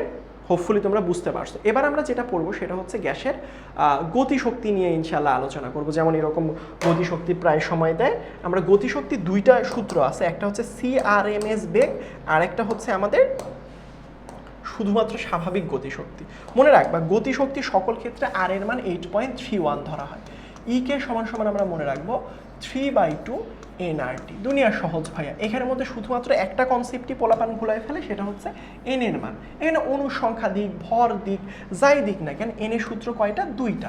একটা কি, এন সমান সমান যদি ভর দিয়ে বলে 20 গ্রাম 30 গ্রাম, আমি এরকম কি লিখবো, ডাব্লু/এম দিয়ে করব।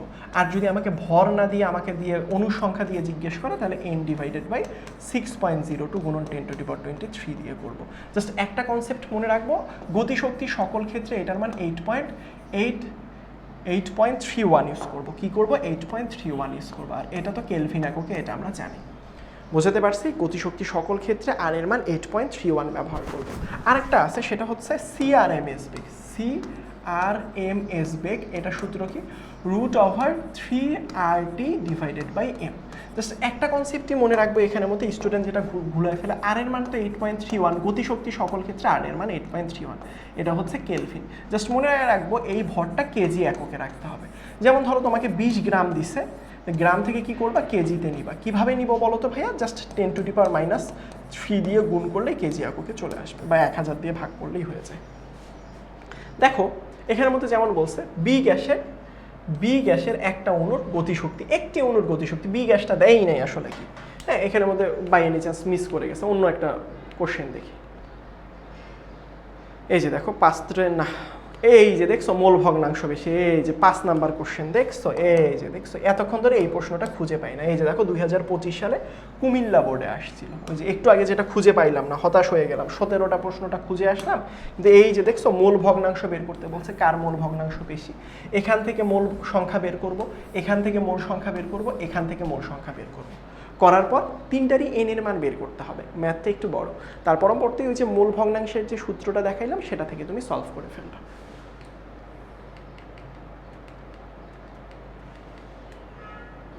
এই যে দেখো বলছে এসএটিপিতে 10 গ্রাম জেড গ্যাসের মোট গতিশক্তি নির্ণয় করো, বের করে ফেলবা। এইগুলো জাস্ট সহজ ভাইয়া, পরীক্ষা অসংখ্যবার প্রশ্ন আসছে যেভাবে আমি বললাম। ই সমান এই যে দেখো ওজন নির্ণয় করো, এটা দরকার নাই, অনুসংখ্যা দরকার নাই,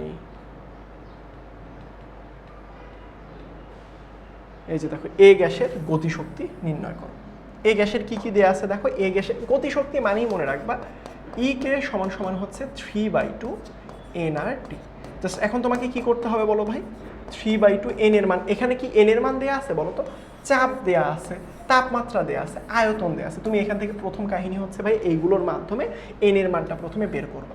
n এর মানটা তুমি বের করে বসাবা, এখানে 8.31, আর তাপমাত্রা তো দেয়াই আছে এখানের মধ্যে 17 মানে 290। জাস্ট কীভাবে ভাই আসলে বের করব, তুমি জানো এরকম ক্যালকুলেশন থাকলে কিভাবে অনুসংখ্যাটা মানে মূল সংখ্যাটা বের করতে হয়। এরকম অসংখ্য প্রশ্ন আসে ভাইয়া, অসংখ্য প্রশ্ন, অগণিত প্রশ্ন, বুঝতে পেরেছ? সো এই টাইপের প্রশ্ন কিন্তু আসলে কিন্তু পরীক্ষায় পারতে হবে। তারপরে হচ্ছে 12 নাম্বার প্রশ্ন যদি দেখাই, প্রতিষ্ঠা দরকার নাই,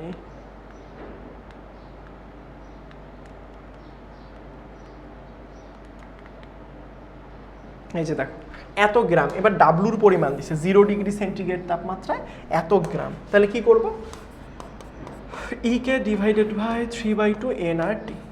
তাহলে কোন গ্যাস বলছে বলো তো ভাইয়া, 0 ডিগ্রি তাপমাত্রায় উদ্দীপকের গ্যাস, উদ্দীপকের গ্যাসের ঘনত্ব দিয়ে দিছে। বলো তো এখানে তোমার মোল সংখ্যা, এই যে দেখো কিচ্ছু করতে হবে না, এই যে দেখো ঘনত্ব দিয়ে দিছে, বের করো না বাবা, বের করো। এখানে তোমাকে গতিশক্তিগুলো, এই যে দেখো আমি জাস্ট হাঁপাই গেছি আসলে লিটারালি, এই যে দেখো এখানের মধ্যে সব উত্তর দেওয়া আছে। এই যে ঘনত্ব দেওয়া থাকলে কিভাবে তোমাকে কি করতে হবে বলো তো, এই যে আণবিক ভর তুমি বের করে নিবা। গ নাম্বার প্রশ্ন থেকে এমনি অটোমেটিকলি এই যে এন সমান কি, এন সমান হচ্ছে ডাব্লু ডিভাইডেড বাই এম।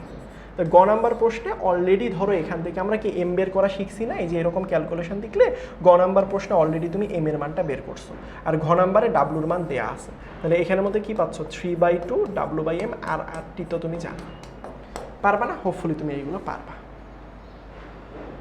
বুঝাইতে পারছি হোপফুলি। তারপরে এই যে দেখো সিআরএমএস বেগের ক্ষেত্রে, এই যে দেখো সিআরএমএস বেগ, এই যে উদ্দীপকে সিআরএমএস বেগ বের করো। তাহলে এ গ্যাসের ক্ষেত্রে কি করব, সিআরএমএস সমান √3RT ডিভাইডেড বাই এম করবো।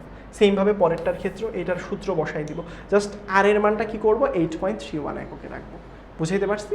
এখানে সব জিনিস লাগবেও না আমার। গ নাম্বার প্রশ্নে দেখবা পারমাণবিক ভর বের করতে হয়, সেই পারমাণবিক ভর ঘ নাম্বার প্রশ্নে বসাই দিবা। বুঝাইতে পারছি?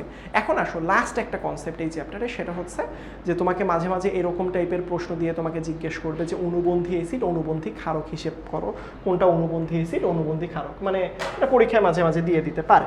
মনে রাখবা, আমি জাস্ট একটু বেসিক কনসেপ্টটা দিয়ে দিই। ধরো মনে রাখবা অনুবন্ধী অ্যাসিডের ক্ষেত্রে, অনুবন্ধী অ্যাসিড, জাস্ট বেসিক কনসেপ্টটা দিই। আর হচ্ছে অনুবন্ধী ক্ষার বা ক্ষার, অনুবন্ধী ক্ষার কিভাবে হিসাব করা হয় জানো? এই ক্ষেত্রে অ্যাসিডের ক্ষেত্রে হয় কি জানো, একটা হাইড্রোজেন বেশি থাকে। কি হয়? একটা হাইড্রোজেন বেশি, আর একটা হাইড্রোজেন এখানে কি হয়, কম থাকে। সহজ কনসেপ্ট। তাহলে এখানে আমি কিভাবে হিসাব করব ভাইয়া বলো? যেমন এখানের মধ্যে আমি যদি হিসাব করি, ধরো হাইড্রোক্লোরিক অ্যাসিড আর অ্যামোনিয়া, বুঝছো, অ্যামোনিয়া, তাহলে এখানের মধ্যে কি হবে, অ্যামোনিয়াম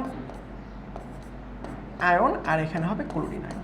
দেখো এখানের মধ্যে প্রথম জিনিসটা দেখো, এখানের মধ্যে দেখো তো হাইড্রোজেনের সংখ্যা কয়টা? হাইড্রোজেনের সংখ্যা একটা, এখানে হাইড্রোজেনের সংখ্যা কয়টা বলো তো? তিনটা। দেখো গিয়া ভালো করে খেয়াল করো ভাইয়া, কি বলেছি? অনুবন্ধী অ্যাসিড আর ক্ষার ব্যবহার করতে গেলে এটাতে একটা হাইড্রোজেন বেশি আর একটা হাইড্রোজেন কম থাকতে হয়, এটা খুঁজে বের করতে হয়। এখন দেখো ভালো করে খেয়াল করো, এই যে এখানের মধ্যে যেটা ছিল এখান থেকে কি তৈরি হয়েছে? দেখো হাইড্রোক্লোরিক অ্যাসিড থেকে এখানের মধ্যে কিন্তু ক্লোরিন তৈরি হয়েছে। তাহলে দেখো কি থেকে কি তৈরি হয়েছে এটা বের করাটা বেশি ইম্পর্টেন্ট, কারণ এইখান থেকে তো এইটা তৈরি হয়েছে, রাইট? তাহলে এখানে দেখো তো এখানে হাইড্রোজেনের সংখ্যা কয়টা? একটা। এখানে কি হাইড্রোজেনের সংখ্যা শূন্যটা। তাহলে একটা বেশি কোথায়? অ্যাসিডে। তাহলে এটা হবে আমাদের অ্যাসিড, আর এটা হবে কি বলতো? তার অনুবন্ধী ক্ষার। বুঝাইতে পারছি? সেম একইভাবে এইটা থেকে এইটা উৎপন্ন হয়েছে। এখানে দেখো হাইড্রোজেনের পরিমাণ হচ্ছে 3টা, এখানে হাইড্রোজেনের পরিমাণ হচ্ছে 4টা। তাহলে বলো তো কি বলছি? একটা বেশি আসলে অ্যাসিডে। তাহলে এখানে 4টা, এখানে 3টা, তাহলে এখানে একটা বেশি। তাহলে এটা হচ্ছে আমার কি? এটা হচ্ছে অ্যাসিড, আর এটা কি হয়ে যাবে বলো তো? এটা হবে ক্ষার। তাহলে দেখো ভালো করে খেয়াল করো, ভালো করে খেয়াল করো বাবা।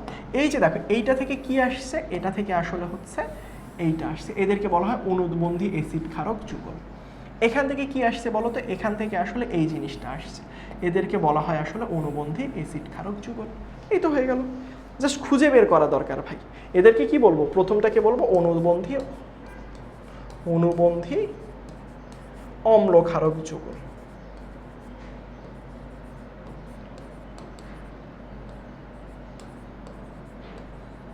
বুঝাতে পারছি? এভাবে যে কোনো কনসেপ্ট তোমাকে বের করতে পারা উচিত। একটা হাইড্রোজেন বেশি, একটা হাইড্রোজেন কম, একটা হাইড্রোজেন বেশি, একটা হাইড্রোজেন কম, বা জাস্ট খুঁজে বের করবা কোথায় থেকে বেশি হয়, কোথায় থেকে কম হয়। ক্লিয়ার? এখন আরেকটা লাস্ট জিনিস দেখো ভাইয়া, সেটা হচ্ছে মাঝে মাঝে লুইস অ্যাসিড লুইস ক্ষার আসে। খুবই সহজ কনসেপ্ট। যদি তোমাকে বলি লুইস অ্যাসিড কারা জানো? যারা মুক্তজোড় ইলেকট্রন গ্রহণ করে, এক জোড়া মুক্তজোড় ইলেকট্রন গ্রহীতা। কি বলেছি? মুক্তজোড় ইলেকট্রন গ্রহীতা যারা, তারা আসলে লুইস অ্যাসিড। আর লুইস ক্ষার কারা? যারা আসলে মুক্তজোড় ইলেকট্রন দাতা। তো এরা কারা হয় বলতো? যাদের আসলে অষ্টক সংকুচিত যৌগ, যেমন অ্যালুমিনিয়াম ক্লোরাইড, হ্যাঁ, বোরন ট্রাইক্লোরাইড, এরকম টাইপের BF3, যারা আসলে 8টার তুলনায় কম ইলেকট্রন। এদের যারাদের মুক্তজোড় ইলেকট্রন থাকে, পানি 2 জোড়া মুক্তজোড় ইলেকট্রন, অ্যামোনিয়া 1 জোড়া মুক্তজোড় ইলেকট্রন যাদের থাকে, তারা মুক্তজোড় ইলেকট্রনগুলো দান করে। যেমন আমি একটা উদাহরণ দেখাই ভাইয়া, ধরো অ্যালুমিনিয়াম ক্লোরাইড চিন্তা করো। অ্যালুমিনিয়াম ক্লোরাইডের কি হয় আসলে?